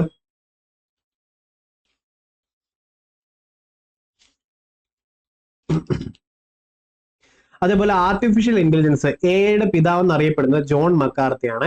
ഓർത്ത് വെച്ചോണം, ജോൺ മക്കാർത്തി. അടുത്തത് ഒരു സ്ത്രീയുടെ നഗ്ന ചിത്രങ്ങൾ പകർത്തി. ഇപ്പൊ നിങ്ങൾ ഇമ്പോർട്ടന്റ് ആക്ട് എന്നുള്ള ടോപ്പിക്കിലേക്ക് നമ്മളിപ്പോ പതിയെ പോവാണ്. സുപ്രധാന നിയമങ്ങൾ അല്ലെങ്കിൽ സിവിക്സിലായിട്ട് നിങ്ങൾ ഇവിടെ പഠിക്കുമ്പോൾ, ഇവിടെ ഡിഗ്രി ലെവലിൽ, ഇനി 10th ലെവലിൽ മെയിൻസിലൊക്കെയാണ് പഠിക്കുന്നുണ്ടെങ്കിൽ നമ്മളത് സുപ്രധാന നിയമമായിട്ട് പഠിക്കും. എനിവേ രണ്ടിനും ആവശ്യമാണ്. അപ്പൊ നഗ്ന ചിത്രങ്ങൾ പകർത്തി പ്രചരിപ്പിക്കുന്ന താഴെ പറയുന്നതിൽ ഏതിൽ വരുന്ന അറിയാം? വോയറിസത്തിൽ വരുന്നതാണ്. ഓക്കെ. ഇനി ഉപഭോക്തൃ സംരക്ഷണ നിയമപ്രകാരം ജില്ലാ കമ്മീഷന്റെ അധികാര പരിധി എത്രയാണ്? അപ്പം നിങ്ങൾ ഇവിടെ പല സോഴ്സിൽ പല ചോദ്യങ്ങളും ഉത്തരങ്ങളും കണ്ടു കാണും. ഏറ്റവും കൂടുതൽ ആൾക്കാർ കൺഫ്യൂഷൻ ആയിട്ടുള്ള ഇതാ. കാരണം കൺസ്യൂമർ പ്രൊട്ടക്ഷൻ ആക്ട് 1986 വരുന്നത് PYQ. അത് കഴിഞ്ഞ് 2019 ഒരു ഭേദഗതി വരുത്തി, അപ്പോൾ വാല്യൂസ് മാറി. അത് കഴിഞ്ഞ് 2021 ലാസ്റ്റ് വന്നതിലാണ് ഫൈനൽ വാല്യൂ ചേഞ്ച് ചെയ്യുന്നത്. അപ്പൊ 2021 മാത്രം ഞാൻ പറഞ്ഞുതരാം. നിങ്ങൾ ജസ്റ്റ് ഒന്ന് കേട്ടിരുന്നേ. ഡിസ്ട്രിക്ട് കമ്മീഷന്റെ പരിധി എത്രയെന്നറിയോ? 50 ലക്ഷം വരെ ഉള്ളതാണ്. അപ് ടു 50 lakhs വരെയുള്ള കേസുകളാണ് ഡിസ്ട്രിക്റ്റിൽ കൈകാര്യം ചെയ്യുന്നത്. ഓക്കെ. എന്നാൽ സ്റ്റേറ്റ് ആണെങ്കിൽ എത്രയെന്നറിയോ? 50 ലക്ഷം മുതൽ 2 കോടി വരെ ഉള്ളതാണ് സ്റ്റേറ്റ് കൈകാര്യം ചെയ്യുന്നത്. ഇനി സെൻട്രൽ അല്ലെങ്കിൽ കേന്ദ്ര കമ്മീഷൻ ആണെങ്കിൽ എത്ര? 2 crore എബോവ് ആണ് ഉള്ളത്. ഓക്കെ, ഇത് മറക്കല്ലേ. ഇനി ആ ചോദ്യം നമുക്ക് പോയി നോക്കാം. കാരണം 2019 വാല്യൂ വേറെ, അതല്ല, അത് പഠിച്ചു വെച്ചിട്ടുണ്ടായിരിക്കും ഒത്തിരി പേരെ. അതുകൊണ്ട് പറയുക, അത് നമുക്ക് പഠിക്കേണ്ട. ഇനി 2021 ഇതാ പഠിച്ചു വെക്കേണ്ടത്. അപ്പൊ ഇവിടുത്തെ ഉത്തരം നോക്കിക്കേ. ഉപഭോക്തൃ സംരക്ഷണ നിയമപ്രകാരം ജില്ലാ കമ്മീഷന്റെ അധികാര പരിധി എത്ര വരും? 50 ലക്ഷം വരെ. ഓക്കെ. ഇനി 50 ലക്ഷം മുതൽ 2 കോടി വരെ ആണെന്നുണ്ടെങ്കിലോ ജില്ലയല്ല, സംസ്ഥാനമായി അല്ലെ. 2 കോടിക്ക് എബവ് ആണെങ്കിലോ അത് കേന്ദ്ര കമ്മീഷനുമായി. ഇത്ര ഓക്കെ ആണോ? ഇത് പഠിച്ചു വെക്കുവോ? അടുത്ത ക്ലാസ് ഇതിന്റെ ബാക്കി ഞാൻ പറഞ്ഞുതരാം. അതായത് 5 ലക്ഷം വരെ ആണെങ്കിൽ, അപ് ടു 5 lakh വരെ ആണെങ്കിൽ 0 പൈസ കൊടുത്താൽ മതി. അതും PSC വെച്ച്. 5 മുതൽ 10 ലക്ഷം വരെയുള്ള കേസുകളാണ് ചെയ്യുന്നവരുടെ രജിസ്ട്രേഷൻ ഫീസ് 200. ലാസ്റ്റിലത്തേതിൽ ഇൻറ്റു 20 ഇട്ടാൽ മതി. ഓക്കെ. 10 ലക്ഷം മുതൽ 20 ലക്ഷം വരെയുള്ള കേസുകളാണെങ്കിൽ ലാസ്റ്റിലത്തേൽ ഒരു ഇൻറ്റു 20 ഇട്ടാൽ മതി, 400. ഓക്കെ, 400. ഇനി 20 മുതൽ 50 ലക്ഷം വരെയുള്ള കേസുകൾക്കാണ് എത്ര രൂപ ഫീസ് അടയ്ക്കണമെന്ന് അറിയാം? ലാസ്റ്റിലത്തേൽ 20 ഇട്ടാൽ മതി, 1000. ഇങ്ങനെയാണ് ഇതുള്ളത്. അടുത്ത ക്ലാസ്സിൽ ഇത് റിപ്പീറ്റ് ചെയ്ത് പറയാം. ഇത് ഫീസ് ആണ്. ഇത് ഡിസ്ട്രിക്റ്റിലും സ്റ്റേറ്റിലും സെൻട്രലിലും എത്ര രൂപയാണ് കൈകാര്യം ചെയ്യുന്നത്? ഇത് മൊത്തം പ്രീവിയസ് ഇയർ ക്വസ്റ്റ്യൻസ് ആണ്. വെരി വെരി വെരി ഇമ്പോർട്ടന്റ് ചോദിച്ചിരിക്കും. ദേശീയ മനുഷ്യാവകാശ കമ്മീഷന്റെ ഇപ്പോഴത്തെ അധ്യക്ഷൻ, ഇച്ചിരി മുമ്പ് ഞാൻ തപ്പിയിട്ട് കിട്ടാവുന്ന ചോദ്യം ഇവിടെ ഒളിച്ചിരിപ്പുണ്ടായിരുന്നു. ദേശീയ മനുഷ്യാവകാശ കമ്മീഷൻ ഇപ്പോഴത്തെ ആരായിരുന്നു? വി രാമസുബ്രഹ്മണ്യമാണ്. National human right commission. എന്റെ മനുഷ്യന്റെ അവകാശങ്ങളെല്ലാം സംരക്ഷണം തരണേന്ന് ഓർത്താ പോരെ. വി രാമസുബ്രഹ്മണ്യം. രാമ മനുഷ്യാവകാശം സംരക്ഷിക്കണം എന്ന് കണക്ട് ചെയ്താലും നിങ്ങൾക്ക് അത് കിട്ടും, ഇല്ല വായിച്ചാലും കിട്ടും. നമ്മുടെ കേരള സംസ്ഥാന സ്റ്റേറ്റ് ഹ്യൂമൻ റൈറ്റ് കമ്മീഷൻ ആണെങ്കിലോ ഇപ്പോഴാരാ? അലക്സാണ്ടർ തോമസ് ആണ്. Alexander Thomas. ഇതിന്റെ കൂട്ടത്തിൽ ഞാൻ വേറൊരു റിവിഷനോട് തരാം. കേന്ദ്ര വിവരാവകാശ കമ്മീഷൻ ചെയർമാൻ ഹീരാലാൽ സമരയും സംസ്ഥാന വിവരാവകാശ കമ്മീഷൻ ചെയർമാൻ വി ഹരി നായറുമാണ്. സുപ്രീം കോടതി ചീഫ് ജസ്റ്റിസ് സഞ്ജീവ് ഖന്നയും കേരള സംസ്ഥാന ചീഫ് ജസ്റ്റിസ് എന്ന് പറയുന്നത്, കേരള ഹൈക്കോടതി ചീഫ് ജസ്റ്റിസ് എന്ന് പറയുന്നത് നിതിൻ മധുക്കറുമാണ്. ഇത്രയും ബാക്ക് അടിച്ച് ഒന്നുകൂടെ കേട്ടെ. കഴിഞ്ഞ 2 ക്വസ്റ്റ്യൻ പേപ്പറിൽ നമ്മൾ ഈ പറഞ്ഞിട്ടുള്ളതിൻ്റെ അകത്ത് ഇത് പറഞ്ഞ് ഞാൻ അത്ര ഇമ്പോർട്ടന്റ് കളയരുത്. ഓക്കെ അല്ലേ? അതേപോലെ മനുഷ്യാവകാശ കമ്മീഷന്റെ നമ്മൾ എന്തൊക്കെയായിരുന്നു പറഞ്ഞത്? നാഷണൽ ഹ്യൂമൻ റൈറ്റ് കമ്മീഷൻ 6 അംഗങ്ങളുണ്ട്. 1993 ഒക്ടോബർ 12 നിലവിൽ വന്നു. ഓക്കെ അല്ലേ? ശരി. ഇനി പട്ടികജാതി വിഭാഗത്തിൽ പെടുന്ന ഒരു വ്യക്തിയുടെ ഉടമസ്ഥയിലുള്ള വസ്തുവിൽ നിന്നും പ്രസ്തുത വ്യക്തിയുടെ പൂർണ്ണ സമ്മതമില്ലാതെ പുറത്താക്കിയാൽ ലഭിക്കുന്നത് 6 മാസം മുതൽ 5 വർഷം വരെയാണ്. SC/ST അട്രോസിറ്റി ആക്ട് എന്ന് പറയുന്നത് അല്ലെ? അതായത് സംഭവം ഇതാ, പ്രിവെൻഷൻ ഓഫ് അട്രോസിറ്റി ആക്ട് എന്ന് അറിയപ്പെടും. പ്രിവെൻഷൻ, അതാണ് ചോദിച്ചുകൊണ്ടിരുന്നത്. പ്രിവെൻഷൻ ഓഫ് അട്രോസിറ്റി ആക്ട് 1989 ആണ്. Prevention of atrocity act 1989 SC/ST ബന്ധപ്പെട്ടതാണ്. ഓക്കെ അല്ലേ? ശരി. അടുത്ത ദേശീയ ന്യൂനപക്ഷ കമ്മീഷന് ന്യൂനപക്ഷ വിഭാഗത്തിൽപ്പെടുന്ന അംഗങ്ങളുടെ എണ്ണം എത്രയാണ്? 5 ആണെന്ന് ഓർത്തോണം. ഈ ദേശീയ ന്യൂനപക്ഷ കമ്മീഷൻ എപ്പോഴാണ് നിലവിൽ വന്നതെന്ന് അറിയാമോ? ഒത്തിരി ഉണ്ട്. 78 നോൺ സ്റ്റാറ്റ്യൂട്ടറി ബോഡി ആയിരുന്നു, എക്സെട്ര എക്സെട്ര. നിങ്ങൾ ഇത്രയും പഠിച്ചാൽ മതി. ദേശീയ ന്യൂനപക്ഷ കമ്മീഷൻ രൂപീകരിച്ചത് 1993 മെയ് 17. അത് ഞാൻ ഫോക്കസ് ചെയ്യുന്നില്ല. എനിവേ ന്യൂനപക്ഷ കമ്മീഷൻ 1993. അപ്പം സാറിച്ചിരുന്നു മനുഷ്യാവകാശം പറഞ്ഞല്ലോ കമ്മീഷൻ, അതുകൂടെ പറയാം. 1993 ഒക്ടോബർ 12 അല്ലേ? ശരി. അപ്പം കേന്ദ്ര വിവരാവകാശ കമ്മീഷന്റെ പറഞ്ഞായിരുന്നല്ലോ, അത് 2005 ഒക്ടോബർ 12. ഇങ്ങനെ കമ്മീഷൻസിനെ നമ്മൾ ഓരോന്ന് പറയുമ്പോഴേ റിപ്പീറ്റ് ചെയ്ത് പറഞ്ഞു കമ്മീഷൻസ് സൂപ്പർ ആയിട്ട് കിട്ടും. അപ്പം ഇത് കിട്ടിയല്ലോ. 5 അംഗങ്ങളാണ് ഇവിടെ ഉള്ളത്. ഇനിയെ PSC ഒരു എക്സാമിന് 2023 മെയിൻസിൽ ചോദിച്ചിട്ടുള്ള ഒരു ചോദ്യം പറയാം. ഈ ന്യൂനപക്ഷങ്ങളിൽ പെടുന്നത് ആരൊക്കെയാണെന്ന് അറിയാം? മുസ്ലിം, ക്രിസ്ത്യൻ, സിഖ്, ബുദ്ധമതക്കാർ, സൊറാസ്ട്രിയൻ, പാഴ്സി, പിന്നെ ജൈനമതം. ഇത്ര പേരാണ് ഉള്ളത്. ആൻഡ് ഈ ദേശീയ ന്യൂനപക്ഷ കമ്മീഷൻ റിപ്പോർട്ട് കൊടുക്കുന്നത് ആർക്കാ? Very very important. ഒരു പരിധിവരെയുള്ള മനുഷ്യാവകാശ കമ്മീഷൻ ഉൾപ്പെടെയുള്ള എല്ലാം റിപ്പോർട്ട് കൊടുക്കുന്ന പ്രസിഡന്റിനാണ്. ദേശീയ ന്യൂനപക്ഷ കമ്മീഷൻ റിപ്പോർട്ട് കൊണ്ട് കൊടുക്കുന്നത് സെൻട്രൽ ഗവൺമെന്റിനാണ്. ഓക്കെ, കേന്ദ്ര സർക്കാരിനാണ്. Very very very important. അപ്പോ കേന്ദ്ര സർക്കാരിന് റിപ്പോർട്ട് കൊടുക്കുന്ന എത്ര കമ്മീഷൻസ് ഉണ്ട്, ഏതൊക്കെയാ? കമന്റ് ചെയ്യാവോ? ഞാൻ കമന്റ് നോക്കും കേട്ടോ, ആരൊക്കെ പറഞ്ഞു നോക്കുവേ.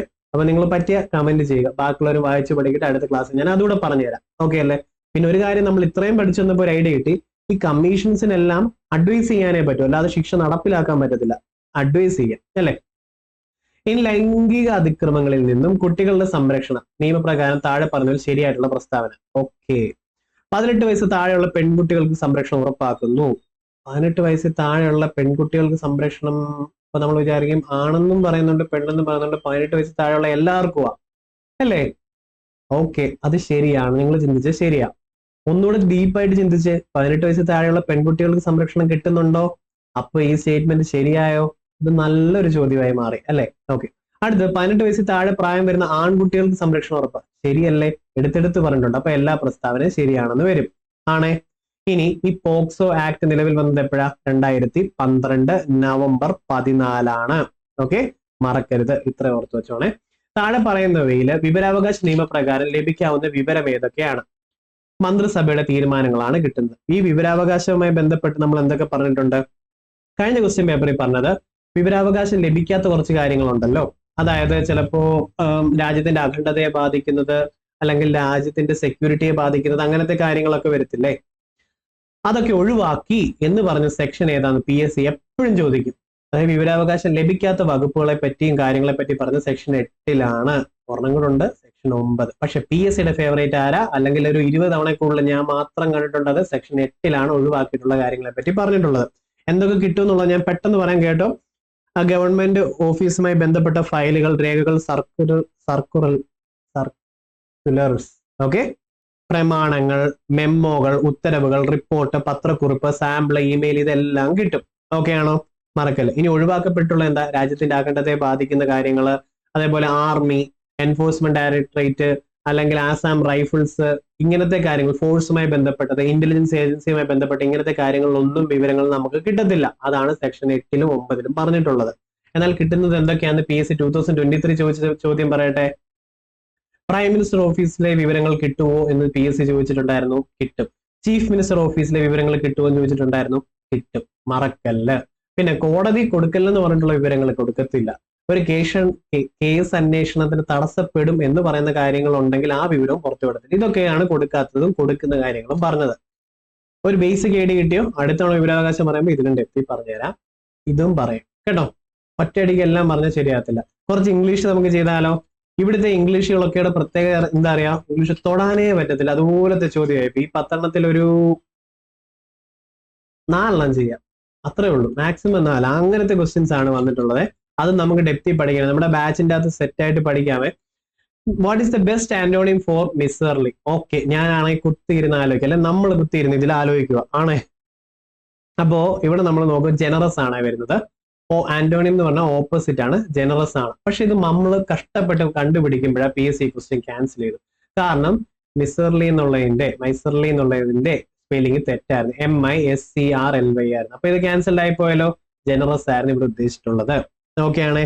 ഇനി ത്രിഫ്റ്റി ആണെങ്കിൽ എന്താണെന്നറിയാം, ത്രിഫ്റ്റി എന്ന് പറയുമ്പോൾ അതിന്റെ ഓപ്പോസിറ്റ് വേസ്റ്റ്ഫുൾ ആണ്. ഓക്കെ, വേസ്റ്റ്ഫുൾ ആണെന്ന് ഓർത്തോണം. സ്പ്ലെൻത്രിഫ്റ്റ് എന്ന് പറയുന്നത് ഭയങ്കര ചെലവാക്കും, ത്രിഫ്റ്റി ആണെങ്കിൽ പിടിച്ച് ചെലവാക്കും എന്ന് ഓർത്ത് വെച്ചാൽ മതി. ഓക്കെ, ഫ്രൂഗൽ എന്ന് പറഞ്ഞാൽ ഭയങ്കര കഠിനമായിട്ടുള്ളത് അല്ലെങ്കിൽ ഭയങ്കര സ്ട്രിക്റ്റ് ആയിട്ടുള്ളതെന്ന് അങ്ങ് ഓർത്താൽ മതി.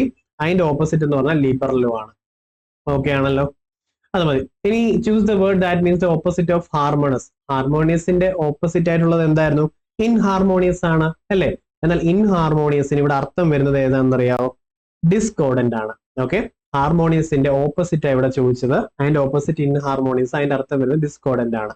ഓക്കെ ആണോ? ഓക്കെ, അടുത്തത് what is the most similar in meaning to ephemeral? എഫിമെറലിന് സിമിലർ ആയിട്ടുള്ളത് ഈ കൂട്ടത്തിൽ ഏതാണെന്ന് ചോദിച്ചത്. ടെമ്പററി ആണ് എഫിമെറലിന് സിമിലർ ആയിട്ടുള്ളത്. എഫിമെറൽ ടെമ്പററി. നിങ്ങൾ അടിച്ചു കൊടുത്താൽ മതി, ഇന്ത്യാസ്കാന് ഇംഗ്ലീഷ് മാരത്തോൺ അടിച്ചു കൊടുത്തു കഴിഞ്ഞാൽ അതും ചെയ്തിട്ടുണ്ട്, നിങ്ങൾക്ക് അത് കിട്ടും കേട്ടോ. ആ ക്ലാസ് കണ്ട് തീർക്കണേ. ഒത്തിരി വർഷത്തെ ക്വസ്റ്റ്യൻസ് അതിൽ പറയുന്നുണ്ട്. അപ്പൊ ലെങ്തി ആ വർഷം നിങ്ങൾ കാണുമ്പോൾ ഒത്തിരി ഡെവലപ്പ് ആവും. ഓക്കെ, അതേപോലെ എറ്റേണൽ എന്ന് പറഞ്ഞാൽ എന്താണ്? എറ്റേണൽ എന്ന് പറഞ്ഞാൽ ഇമ്മോർട്ടൽ എന്നാണ്, അല്ലെങ്കിൽ ലാസ്റ്റിംഗ് എന്നാണ് അർത്ഥം വരുന്നത് ആണല്ലോ. ബ്രിട്ടിൽ എന്ന് പറഞ്ഞാൽ എന്താ? കണ്ണാടിയൊക്കെ, നമ്മുടെ ഗ്ലാസ് ഒക്കെ ബ്രിട്ടിൽ ആണ് അല്ലെ, അതായത് വീക്ക് ആണ്, ഫ്രാജൈൽ ആണെന്ന് പറയുന്നതാണ് ബ്രിട്ടിലുള്ളത്. One word for the expression craze for flowers എന്ന് പറയുന്നത്. ക്രേസ് ഫോർ ഫ്ലവേഴ്സ് എന്ന് പറയുന്നത് എന്താ? ക്രേസ് ഫോർ ഫ്ലവേഴ്സ്, ഫ്ലവർ ആണെങ്കിൽ ഫ്ലോറിമാനിയ എന്ന് പറയും. ഓക്കെ അല്ലേ, ശരി. അടുത്ത് ഹൈപ്പർമാനിയ ആണെങ്കിലോ, ഭയങ്കര ആക്റ്റീവ് ആണ്, ഭയങ്കര ഹൈപ്പർ ആക്റ്റീവ് ആണെങ്കിൽ ഹൈപ്പർമാനിയ എന്ന് പറയും. ക്ലെപ്റ്റോമാനിയ ആണെങ്കിലോ, എനിക്ക് പൈസയൊന്നും മീൻസ് പൈസയുടെ ആവശ്യത്തിനല്ല, അല്ലെങ്കിൽ എനിക്ക് ആ സംഭവം കിട്ടാഞ്ഞിട്ടുമല്ല, പക്ഷെ ഞാൻ പോകുമ്പോൾ അടിച്ചു മാറ്റും, അതാണ് ക്ലെപ്റ്റോമാനിയ എന്ന് പറയുന്നത്. എക്സാമ്പിൾ പറഞ്ഞതാ, മറക്കല്ലേ. ഇപ്പൊ ഞാനൊരു കടയിൽ പോയി ഒരു കാർ ഇരിക്കുന്നു, ഹോട്ട് വീൽസിന്റെ കാറ്, കൊച്ചു കാറാണ്, അത് എനിക്ക് ഇഷ്ടത്തോടെ എടുക്കുവാണെങ്കിൽ ക്ലെപ്റ്റോമാനിയ ഇല്ല, അത് ഭയങ്കര മോഷണം തന്നെ, കള്ളനാണ് ഞാൻ. എന്നാൽ അതേസമയം എനിക്ക് ആവശ്യമൊന്നുമില്ല, ഞാൻ പോയപ്പോൾ ഒരു റാ ഇരിക്കുന്നു, അല്ലെങ്കിൽ ഒരു ബുഷ് ഇരിക്കുന്നു, ഞാൻ ചുമ്മാ എടുത്തോണ്ട് പോകും. അതായത് മോട്ടിക്കണം എന്നുള്ളൊരു ടെൻഡൻസി വന്ന് ചെയ്യുന്നതാണ് ക്ലെപ്റ്റോമേനിയ. ആവശ്യമൊന്നും ഉണ്ടായിട്ടല്ല, അത് ഭയങ്കര ടെൻഡൻസിയാണ്, അതാണ് ക്ലെപ്റ്റോമേനിയ. റിപ്പീറ്റഡ് ചോദ്യമാണ്. വാക് പ്ലസ് മയമാണ്, വാഗ്മയമാണ്. ഓക്കെ, അപ്പോഴേ കഴിഞ്ഞ തവണ ഞാൻ ക്വസ്റ്റ്യൻ പേപ്പർ ചെയ്തപ്പോൾ കുറച്ച് പേരുടെ അടുത്ത് പറഞ്ഞു യാദൃശ്ചികം, കവയിത്രി, ഇതൊക്കെ ഒന്ന് കമന്റ് ചെയ്യാം. അങ്ങനെ കുറച്ച് പേര് കമന്റ് ചെയ്ത് ഞാൻ കണ്ടു, ഭയങ്കര സന്തോഷം, അത് ശരിയുമായിരുന്നു. ഓക്കെ, അപ്പൊ ഇത്തവണ നിങ്ങൾ ഇപ്പൊ കമന്റ് ചെയ്യേണ്ട കാര്യങ്ങളെ ലിസ്റ്റ് ഞാൻ അങ്ങോട്ട് തരാം, ഒന്ന് കമന്റ് ചെയ്യുന്നേ. ഇങ്ങനെയല്ല ഇന്ററാക്ട് ചെയ്ത് പഠിക്കുന്നേ. നിങ്ങൾ എത്രത്തോളം ഇന്ററാക്ഷൻ ഉണ്ടോ അത്രത്തോളം ക്ലാസ് ഞാൻ തരും. എത്രത്തോളം ഇന്ററാക്ഷൻ കുറയുന്നു അത്രയും നിങ്ങൾക്ക് അത് ആവശ്യമില്ല. അപ്പൊ എന്ത് ചെയ്യും, നിങ്ങൾക്ക് ആവശ്യമുള്ള അടുത്ത മേഖലയിലേക്ക് ഞാൻ ക്ലാസ് തന്നിട്ട് ഇതങ്ങ് നിർത്തും. ഇങ്ങനെയല്ല എല്ലാം നടക്കുന്നത്. നിങ്ങൾക്ക് ഇത് ഇഷ്ടമാണെങ്കിൽ ഈ സീരീസ് ആത്മാർത്ഥമായിട്ട് ഫോളോ ചെയ്യുന്നുണ്ട്, നിങ്ങൾ എന്നെ അറിയിക്കണം കമന്റ്സിലൂടെ. നിങ്ങൾ കമന്റ് ടൈപ്പ് ചെയ്തുമ്പോൾ ഒരു കാര്യം ഓർത്തണം, ഇത് ഇന്ത്യ സാറ് വായിച്ചിരിക്കും കേട്ടോ. ഓക്കെ, അപ്പോ നമ്മൾ അടുത്തതിലോട്ട് പോകുക. ലിസ്റ്റ് തരാവേ.